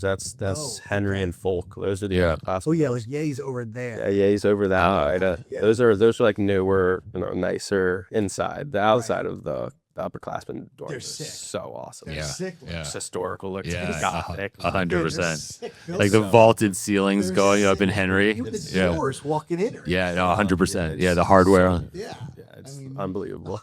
But so those are the upperclassmen dorms, and so freshman and sophomore year you have to stay in the same like residential, all not the same room, but I'll be in Whitman again next year. And then you could choose to live in there your or junior and senior year as well if you want to. Okay. But most guys go to upperclassmen housing and stuff like that. Cause off campus, on campus? No, mostly every guy's off campus. I think Robbie was actually the only guy that lived off campus, but really? So most of you guys stay on campus. All four for the most. Yeah, because then once you're up there, they're all a little bit like more north of campus, and that's where your eating clubs are, and that's where you're going to go for lunch and dinner and stuff like that. So okay. So yeah, it's a little bit better location for that. Gotcha. All right, so I have a crazy question. Mm-hmm. On Prospect Street. Yeah. What are all of those like? Yeah, the mansion. Those are the eating clubs. Oh, those are that's why our frats. I thought. Oh. I heard. Okay. Clubs. Yeah. Eating club. Yeah, I was like club. The Cannon. athlete. Yeah. Is that correct? Cottage and Cannon are the two. We kind of usually try to split up the teams between that because if you have all the guys in Cannon, if you kind of want to go to a night out there, you have to make a list, and you only get a certain number of list spots. So if you split it up evenly, we can get all the boys on both sides. Whether we want to go to Cottage one night or Cannon one night, or any other spots. So yeah, we kind of usually split it up pretty evenly. So how does that work? Like, is it like do you have to like it's like your traditional fraternity? Like you have to like pledge, or is it because you're an athlete, you just kind of get into it? No, yeah, there's you don't wear any secrets either. Like I'm not sure what I'm actually what I'm moving to. You know, but I'm just curious because Nancy and I walked by the other day. And it's funny, a client of mine's really good friend was the president of the County Club. Are they normally alumni that are the I would assume, I honestly, I'm not too sure, but I definitely assume it's alumni. Yeah, I think he still may be the president of the County Club. Oh, yeah? I walk by, I'm like, the house? I know what this is. Right. You know? And it's for most for athletes. And is there like a chef in there? Do they like? Yeah, they have their own kitchen, their own everything, their own dining. Oh, anybody live in those buildings, or are they just for? I think there's like 5 to 10 people that are just like they're like not your president, but like the student president. I'll lift back like the chair or whatever. But no, it's not like a normal frat house where there's 100 guys living. Right. That's sure how that worked. Yeah, no, it's pretty much just for eating your meals, and then on the weekends or whenever there's like nights out, functions, you go there. So go ahead. It's just back to like the pledging. It's not pledge. There's I didn't think there's so. like a vicar week where you kind of probably like this, where you're sitting in the chair with some people that are already in it, and then like if you're just having conversations, and if they like you, there's come on in. Yeah, pretty much. All right. Like skull and bones type stuff. You know. Well, my sister and her husband went to Yale, and the societies are and so my brother-in-law was in Wolf's Head. And so when we were there for his graduation weekend, they took us down, and you're talking like into like with the Wolf's Head something, I don't know, but like, it's like the same thing, like, castles and Gothic, and like, you're walking downstairs, it's all stone, like heavy stone, and like, big blocks and vaulted ceilings, and it's like so gorgeous. But what I was going to ask you, and as a student athlete, like, and being on university and part of the college experience, there's so much more to it than just hockey and academics. What else, like throughout the course of the year, are like either you individually or perhaps the team collectively getting involved with, like, from things away from the rink, away from the classroom? Yeah, I mean there's so many extracurriculars going on here that like you could pretty much just pick and choose what you want to do. Any favorites? I mean, I got pretty actually religious this year. I've been going to a Bible study group with a lot of the athletes are doing it too, but there's obviously some. We call them NARPs, so like just normal students here. Not athletes. It's non-athletic regular people. That's what it's called. I was like, that's not just a saying here. I think that's everywhere. I'm totally gonna use that, by the way, moving forward. So you meet awesome people. That's excellent. So that's how you guys differentiate the athletes from the it's like civilians and like law enforcement and military. So those are the NARPs. But you meet, they're also just amazing people that you get to meet, and super smart, super intellectual. You get to talk to them, and it's great conversations. But I'm sure other guys do other things, but if you want to be with the teammates, you can. Like, there's 5 of us that go to this, and some other guys go to other things. But there's so much going on always that you can. You go to the church. Nancy and I walked into the church. Oh, gorgeous, huh? I have not. No. Oh my God, it's gorgeous, huh? I mean, like, Scott. Unreal. Oh my God. Yeah, you gotta check it out. You gotta get it. Okay. Is that where you go on Sundays? No, it's just in any of the there's any open room like study rooms, anything like that. Gotcha. But yeah, we've got up there before. Definitely be in there. Ridiculous. So, like, and when you talk about NARPs, they're just very funny, by the way. No, but like, again, just think about the network, think about like setting yourself up for life, like, beyond hockey and whatever it might be. But is there like a pressure and emphasis or anything like that to like network amongst like non-athletes, just to kind of like, make relationships with people like in different fields, doing different things? Is that like part of like something that like you do intentionally, or anyone does intentionally, or not necessarily? Yeah, I don't even think it's intentional. I think they're just like it's kind of a cool dynamic. I think the NARPs think we're super cool for being here. And we think it's incredible that they can come to a place like this without playing a sport, because they get in with their brains and the academics, how smart they are, stuff like that. So it's a great dynamic where we both kind of like respect each other. That's and cool. And yeah, it ends up just, I have so many great friends that aren't athletes here that are. That's awesome. Yeah, I guess that's what Ultimate was kind of driving at. That's great that that's awesome. Yeah, I'm not gonna say I'm not intentionally talking to them, because I know that I could learn a lot from these people, and maybe it's gonna be the next like GM of the Yankees, or the next there you go, president of the United States, something like that. So it's definitely something. You guys must have, because Shane said GM of the Yankees too. You guys all. That must be, was that on the recruit? Was that on the recruiting? Shane said the exact same thing. I think so. There's been a few, I think. But yeah, I actually heard him say that. Shane said the exact same thing. I was like, okay, I'm like, all right, we know that one. Dude, we could be Princeton recruiters by the end of this trip. You're not kidding, right? We know all the lingo. Totally. Just need to get a pair of custom Nikes.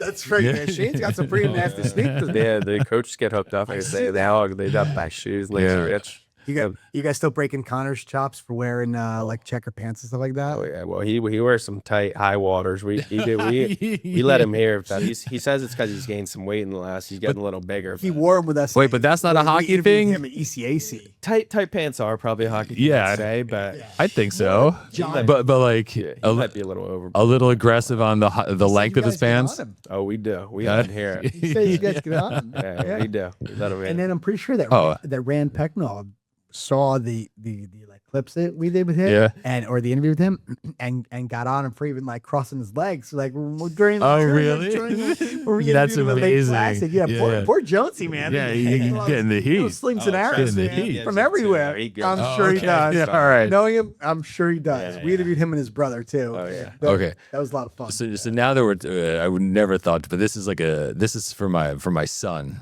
This is for my son and all the young kids out there listening. Talk to me about collegiate hockey sty. I need to know. I need to know more about this, because surely there's part like there's part of like you see with like an NHL and like all the pro athletes are walking in with whatever they're walking in with. What's the approach there on the collegiate level? Is there an opportunity to weave in some sty, or are we strictly on a dress code here? I mean, yeah, you can kind of do what you want. I mean, we have mandatory shot blockers on our skates, so a lot of guys don't think that's sty, but that's like a mandatory here. You don't want a broken foot for something like that. Blocking shot. Extra pad on your skates. Oh yeah. No, it's like the plastic ones they put on top. You strap on top. Yeah, well, blocking shots in college is huge. Like we're selling out every time a shot comes. So talk to Dominic about that, by the way. Yeah, he needs bigger shin guards, dog. He does. But he needs bigger shin guards. He's still wearing his Mike shin guards. That's amazing. He doesn't want to get rid of them. Like, buddy, like I have Brendan. Yeah, he's comfy with them. I get it. Yeah. But yeah, I mean, style, obviously you want to look good out there, but I think I might have a little bit of a hot take. I think if you have your own kind of style, even if it doesn't look good, I think if you perform out there and have your own unique style, I think that's sick. Go for it. Yeah, I think that if you can rock it and you're performing out there, I think that's awesome. All right, so we got to know who's leading the style charge on Princeton.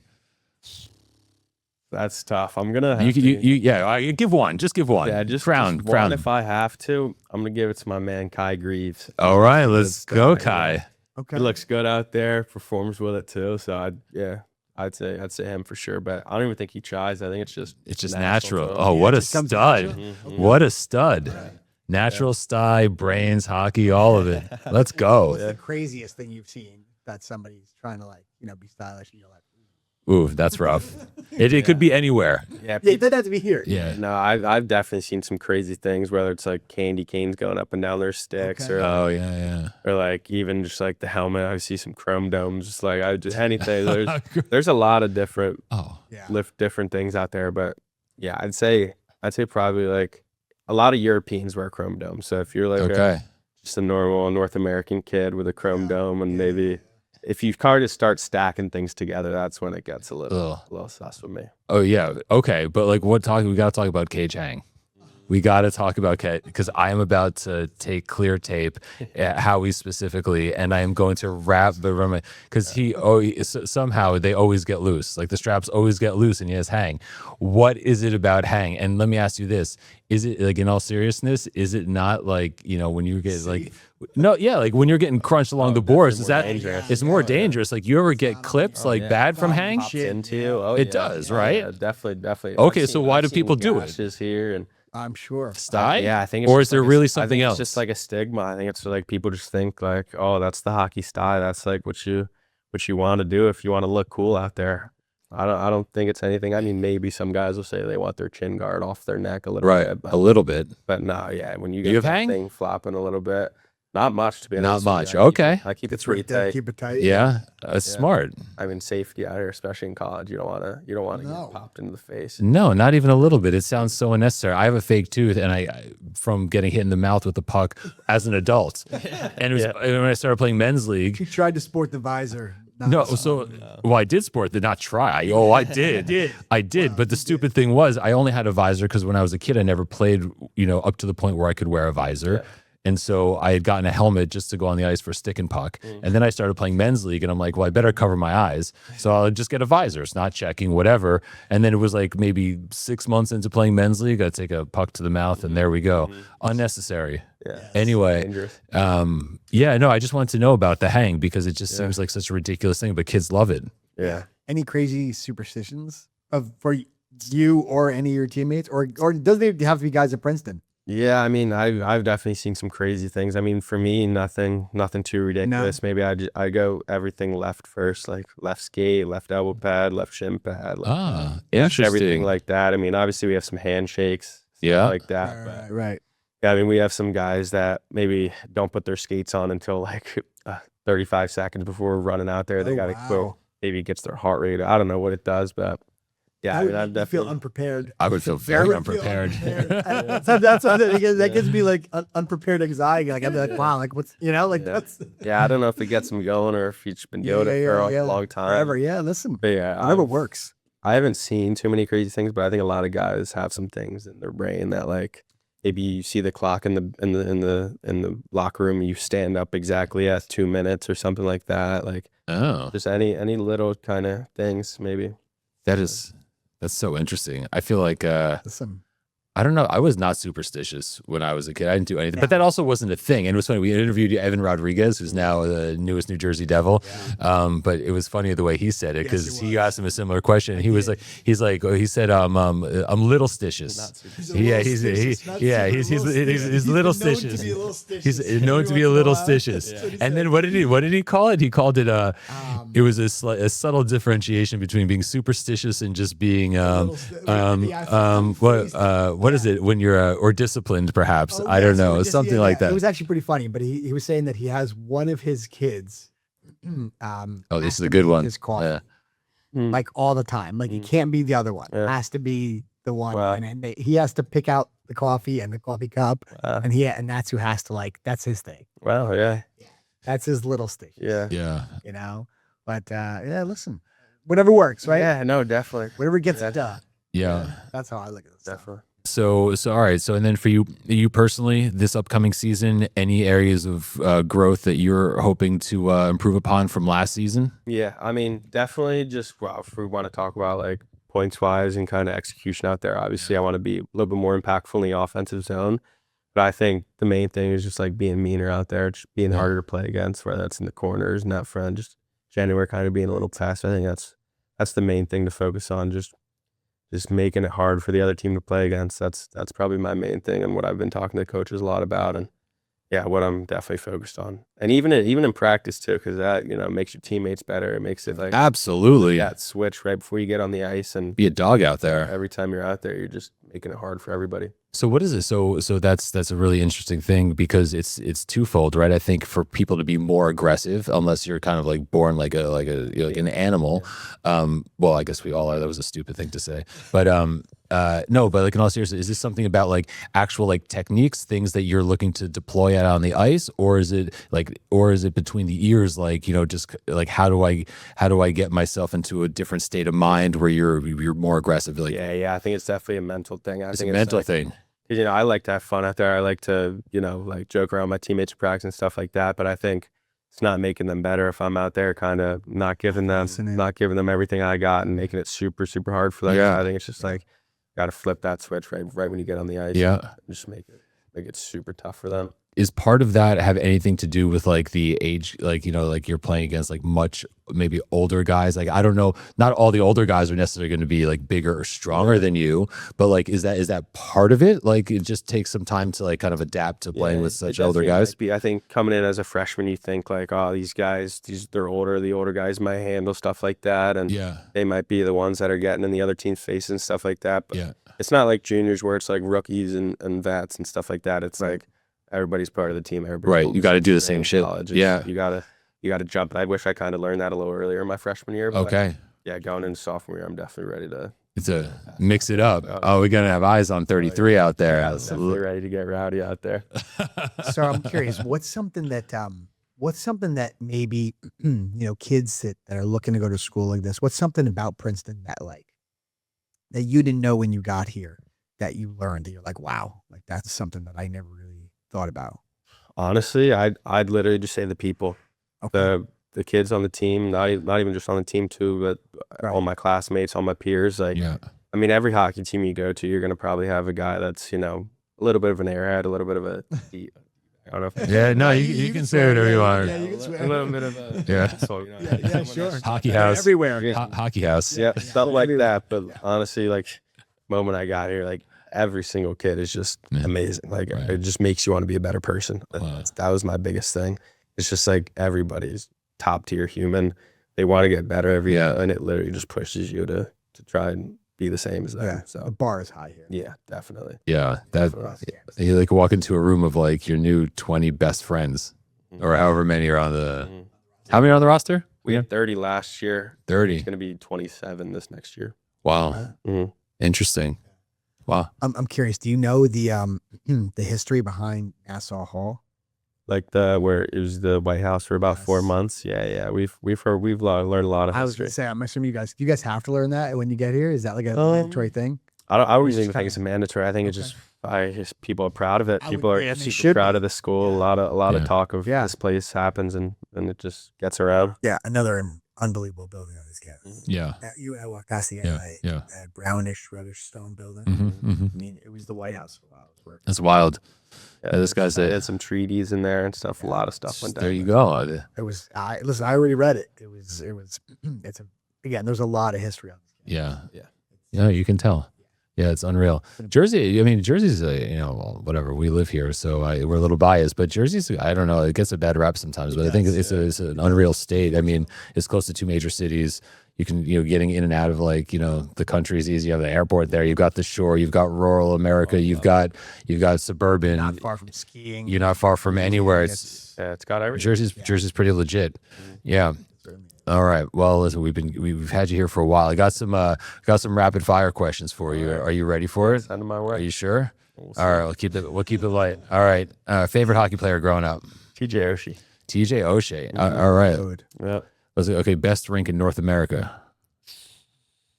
If I'm going in the USHL, I think the Resch Center is where Green Bay plays. I always loved that rink. I don't know if it was I had a good game there my first time, then it kind of gave me that confidence always going back in there or something like that. But I always loved playing in the Resch. It was they packed it. It was super nice barn. It was awesome. That was awesome, huh?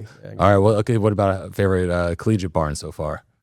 Away. Let's just say away. Okay, yeah. So this one's an easy. This one's really good. Yeah. Away barn. For sure. It's an easy one. Honestly, I'd say Cornell was pretty sick. Was they it? get super rowdy. They do. There's There's newspapers. Yeah. And you could like catch an edge and fall, and you're hearing it from their student section. I'm surprised they're not talking about like the goalie's sister or something like that. Yeah, they probably are. So they're crazy over there, and it gets you. Talk about flipping a switch. If you're not in it to start, you'll get in it pretty quick there. It's awesome. All right, what's the most overrated hockey skill? Oh, I'd say it'd have to be some sort of like stick skill, like dangling or something like toe dragging. Yeah, toe drag. Yeah, that's totally fair. I don't know if I've seen a single toe drag this past year in college. That's worked. Right. But how many have you seen these past 2 weeks? Yeah. I bet you've seen a ton of them. Yeah, for sure. Yeah, I'm sure. And then maybe one or two. Maybe one or two. All right. It's competition to go. Yeah. Hockey IQ or skating? Well, they're both so important. That's hard. That's a tough one. I'd say probably hockey IQ though. I think you're dead in the water if you don't have hockey IQ. You can see guys that are phenomenal skaters that just skate themselves into a ditch or something like that. Interesting. Okay. But again, I think even if you have hockey IQ, if you don't have the boots to make the play, it can be tough. Because I've seen a lot of guys that can think the game really well, but they can't execute on it. What's it matter? Right. So I think they go hand in hand. But I'd say hockey IQ takes the cake. Okay. All right. Early morning practice or late night practice? For sure, early morning practice. Definitely. For sure. Okay. All right. Yeah. I'm a morning guy though, so. All right. Okay. So in that case, coffee or tea? Coffee. What's your order? Just black. Just black. You have a favorite bean? Don't care. I'm not that. You're not that dialed. Jonesy buys all the stuff down there in the kitchen does for he? us. So yeah, I just throw it in the Keurig and put. You just do a little cake of action, like starting to hit go. I don't even know. All right. It's got water. Favorite music before a game? Ooh, we listen to a lot of rap. I like rap. Okay. Fired up. All right. Let's go. Favorite artist right now? Well, my favorite like genre is country, so I'd say John Party for that. All right. But rap, I think before games, like maybe some Kodak Black. Kodak gets me fired up. Okay. I need to do my research on Skrilla. That was our pre. We listened to Skrilla before. Okay. Okay, it worked for the boys. Oh yeah. Okay. All right, and now this is that. all right. So now this is just reflecting on like your youth hockey journey, and if you could just fill in or like finish the sentence, the biggest myth in youth hockey is. You could go so many ways with this. I'm gonna say being the best at a young age matters. Okay. I think everybody develops at such different times, and like. I know so many kids that when I was 11, 12 years old were absolutely dominating us, and I haven't heard about them the past 3 years. They're probably not even playing hockey anymore. Right. Because, they were 5'8", 5'10" when we were that age and just far and along better than us, and now... And everybody caught up. Yep. Yeah. And you see that you would say like size is probably the biggest thing that ends up like being a differentiator between those that like were like if those kids that were dominant, maybe better put, if they had grown, you think they would have been like better players? Like, is it a size thing or not necessarily? Yeah, I think also like, I'm a little biased. I think being a smaller guy growing up and still being a smaller guy, I think it kind of teaches you how to play the right way, being small. And when you're that dominant at that age, you can kind of do whatever you want, float around, and trip a puck at the net, and it goes in. Easy. It's just easy. It doesn't really teach you the right things, but yeah, that's what Topher said. Topher's like, I think it's such an advantage to be an undersized player because you learn to play the right way real fast, and pretty sure you don't. Peter said that too. 100%. Yeah, the exact same thing. Yeah. Anyway, all right. Well, dude, this was awesome. Thank you for taking time to talk with us. This was sick. I'm sorry that we ripped you away from. Our children are gonna be devastated. Dad, you came to my camp and you took my counselor. Like, dude, what the fuck? I was supposed to be away from you. You're there all week. No, these guys are good. Talking to my counselor. What am I supposed to tell all the kids? Right. Yeah. No, this was great, man. No, yeah. All right, yeah. You guys. Thank you so much. Chris Reiniger, man, sophomore. Princeton defenseman. Looking forward to seeing you next season, buddy. 33. Let's go, buddy. Let's go. Let's get, bud. Thanks. All right, everybody. Welcome back from our interview with Chris Reiniger. Dude. Rhino himself. He's the man. Yeah. Let's go, Rhino. Was that his nickname, Rhino? I think so. Well, if not, now it is. Yeah, I'm pretty Rhino. sure it is. Let's go, Rhino. If I have that off, I would be surprised. I'm pretty good with that. With what? With like hockey nicknames. Yeah, but like remembering. No, like just no. You can figure it out from their name. Yeah.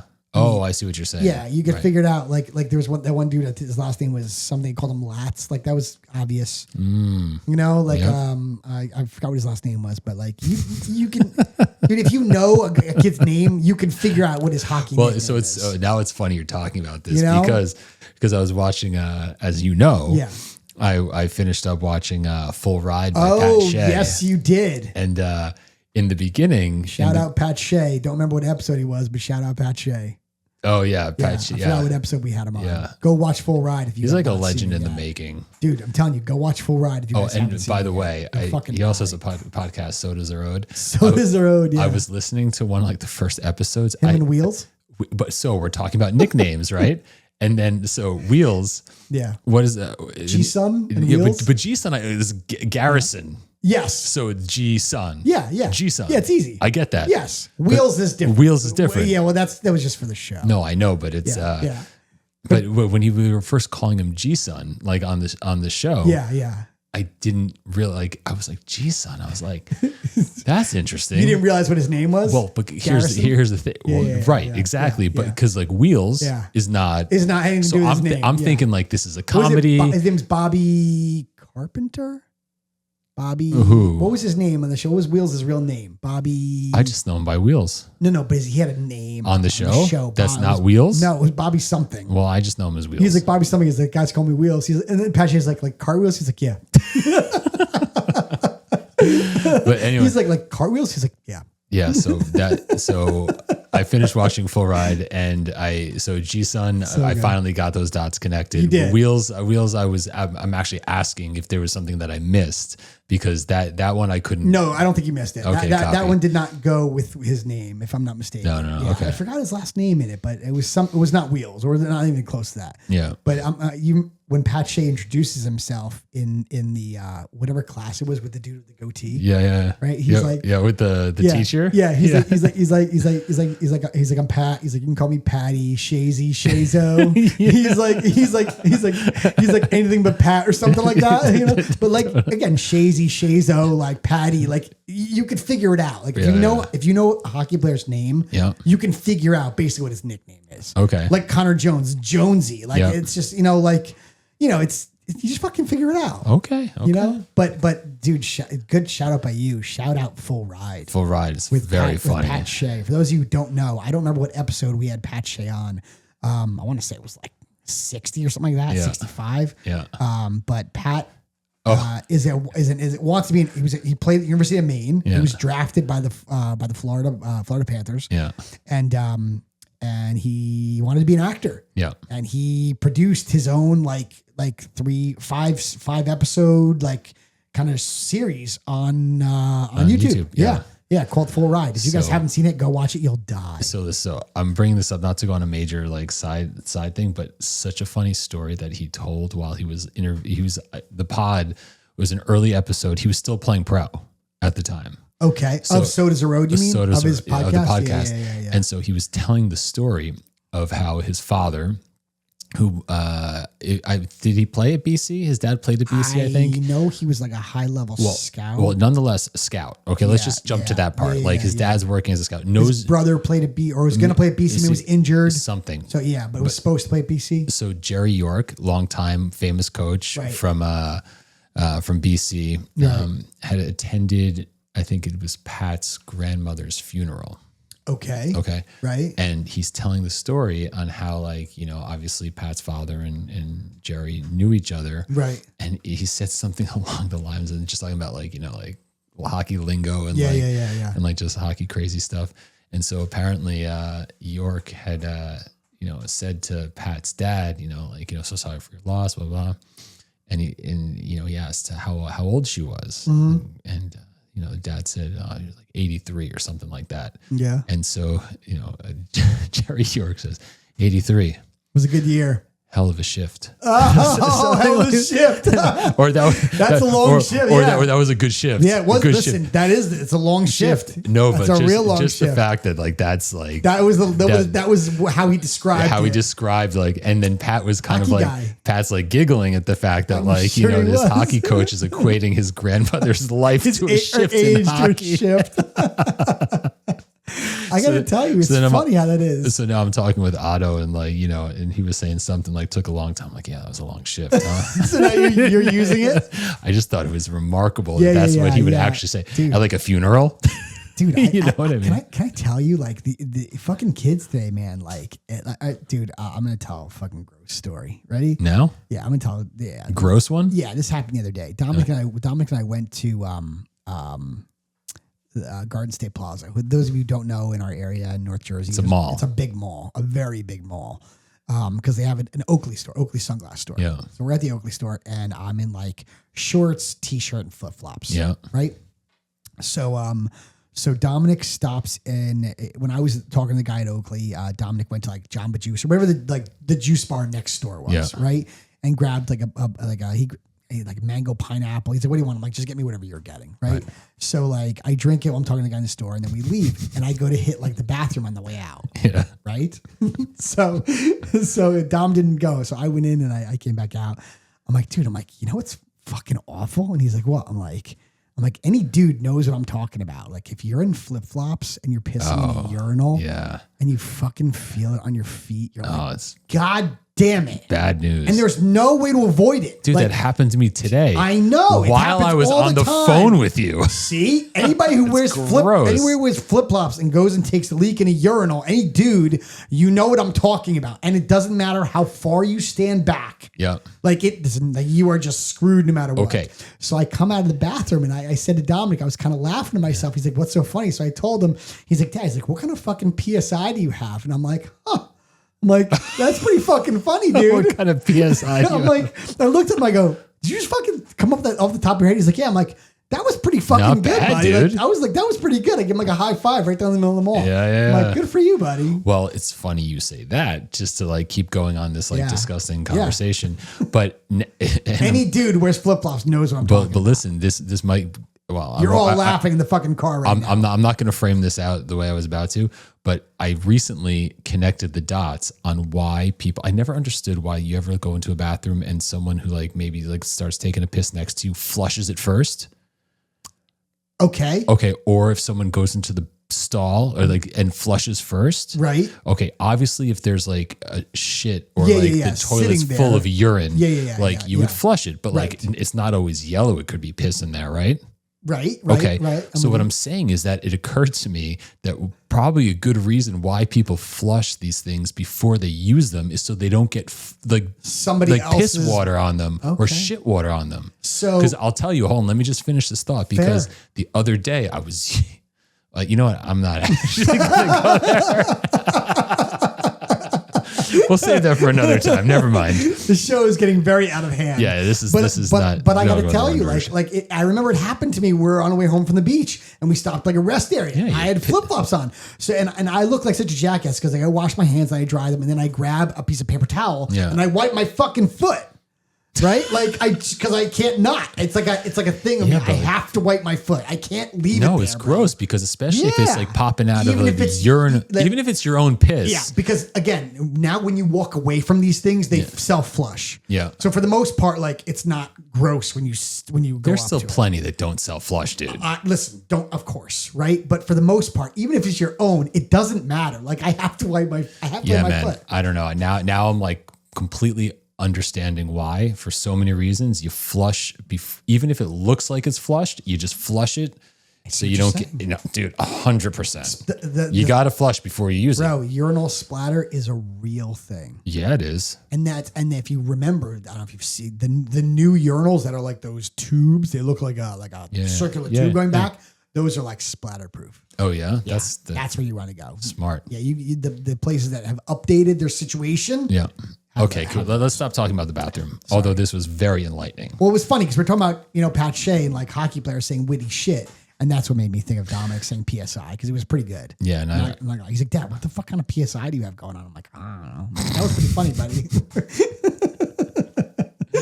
sounds like a friggin' racehorse. And again, you can't stand so far back because if you stand so far back, then you're standing behind the divider. The divider. And then you're just sitting there with your junk hanging out. Okay, but there's places that also don't even have dividers. Fair.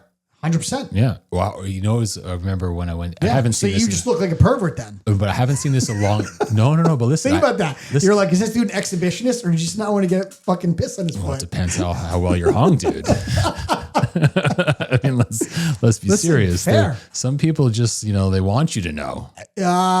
Unfortunately, yes. So you or maybe fortunately for that person. Maybe you remember, but remember there were times where there was like trough urinals. Yes. It was just like one massive trough. Certain bars. Yeah, it was just like with constant water flushing just down. like a trough. It even like would have like it's like an L section couch. Yeah, like 100%. So like old bars used to have that shit. Dude, so I went over to England a couple of times. We went to like, soccer match, football matches, whatever. And like there was I remember, I forget where we were. It was in some like, sticks like town watching Premier League and go to the bathroom. And it's just like it's like a cock fest. It's just you can't turn. Just dicks out everywhere. Yeah. Listen. You go into Yankee Stadium, I think it's the same shit. There's no dividers. It's just all fucking urinals. Yeah. Yeah, I was going to say something. I'm not even going to go there. All right. So anyway. This conversation's going so off the rails, but funny. I will say that. Funny, and super true. Like, and also true. It is reality, unfortunately. Yes. Anyway, so we were recapping. We were recapping the our interview with our buddy Chris Reiniger. Yeah, thanks, Chris. Yeah. Sorry, we had basically we detoured. All of your family and friends listen to us talk about men's urinals. Sorry about that, dude. But it makes for entertaining. Yeah, entertaining listening. But so a few things just to like call out about like his path. We talk about paths, and this is like I don't know, good for people that maybe don't even live in major hockey centers, right? But so like Maryland didn't have a lot of hockey. Not around a huge him. hockey area. And that's then, true. Ended up having to go away to play higher level hockey. He didn't have a lot of private lessons, if any, if I'm not mistaken. Like, I don't think he did a ton. Or at least not at the younger ages. Yeah. So right now he's at Princeton. Yeah. Right. But he played for, going backwards, he played at USHL. He played Chicago Steel. Yeah. He went to South Kent. Yep. And didn't have a ton of private lessons. He played A. I'm pretty sure he played A. But if he didn't play A, he played double A, and then he went to triple A. I think Maryland was single A and double A. Single A and double A. I'm not mistaken. Right. So I think today it's still like that. By the way. Okay. So here's someone that started at 8. Yeah. Played tier 2 and tier 1. Yeah. And then went on to do a lot of great things without being inundated with all the extra clinics and all the extra. Yeah, no, it's true. So while that's not a recipe that's going to work for everyone, it worked for him. And so yes, it did. Yes. Yeah. And he was a fun interview. I'm not going to lie. It was a very fun interview. Some good insight to like the, the mind of a player, a student athlete. Yeah. And they have to be pretty dialed in at Princeton, by the way. Yeah. And you would like super dialed in. Yep. And he was, not shy, not that there's anything to be shy about, but, just talking about like the mental performance side and how that's a big part of like what, what they do to keep themselves like, game ready, mentally sharp. And, it was great to hear more from a student athlete, and, we should do more of that. For sure. I agree with that, by the way. Yeah. I hope you guys enjoy it because he was a pleasure to talk to. Yeah. Really nice kid. Like, I think Shane, the week before was talking about like the type of person they want there. He's like, we don't want good kids. He's like, we want great kids. Yep, exactly. And this kid is, a perfect example of that. And they all were too. A bunch of other kids we spoke to, they were all like top tier kids. Yeah, no doubt. Like, it's impressive. Yeah. It's a very impressive building. It's a very impressive program. Yep. And Coach Sire has that place humming now, I think. Yeah. So I'm looking for big things from number 33 this next season. Yeah, no pressure. And he is seriously sorry, Chris. And listen, big things from the program, from the coaching staff. Yeah. So we're gonna. They got an axe to grind with the ECAC finals. They do. Yeah. They got to come back. That first Dartmouth game, by the way, is going to be Banana Land. Very interesting. Yeah, let's get tickets now. Dude, everybody should be getting tickets. Everybody should be going. And if you've not been to a game at Hobie Baker yet, Princeton's rink, like you're missing out. Yeah. You are missing out. We are all so close.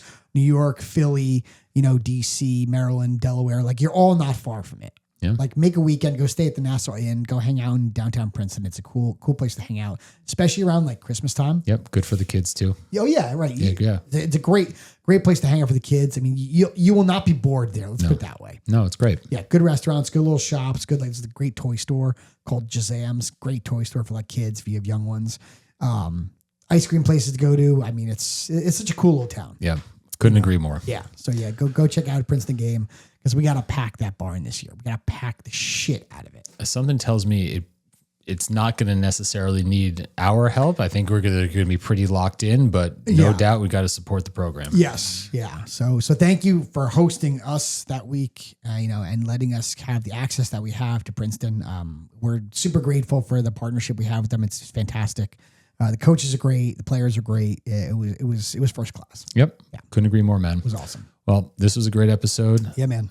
And looking forward to next week. Got some good stuff on the horizon, some great interviews. We got some giveaways. Keep listening, follow on socials, share the show, friends and family, all that stuff. Yeah. Thank you so much for supporting us. We really appreciate it. Yeah, appreciate you all. Yeah. All right. All right, buddy. Until the next one. See ya. Peace.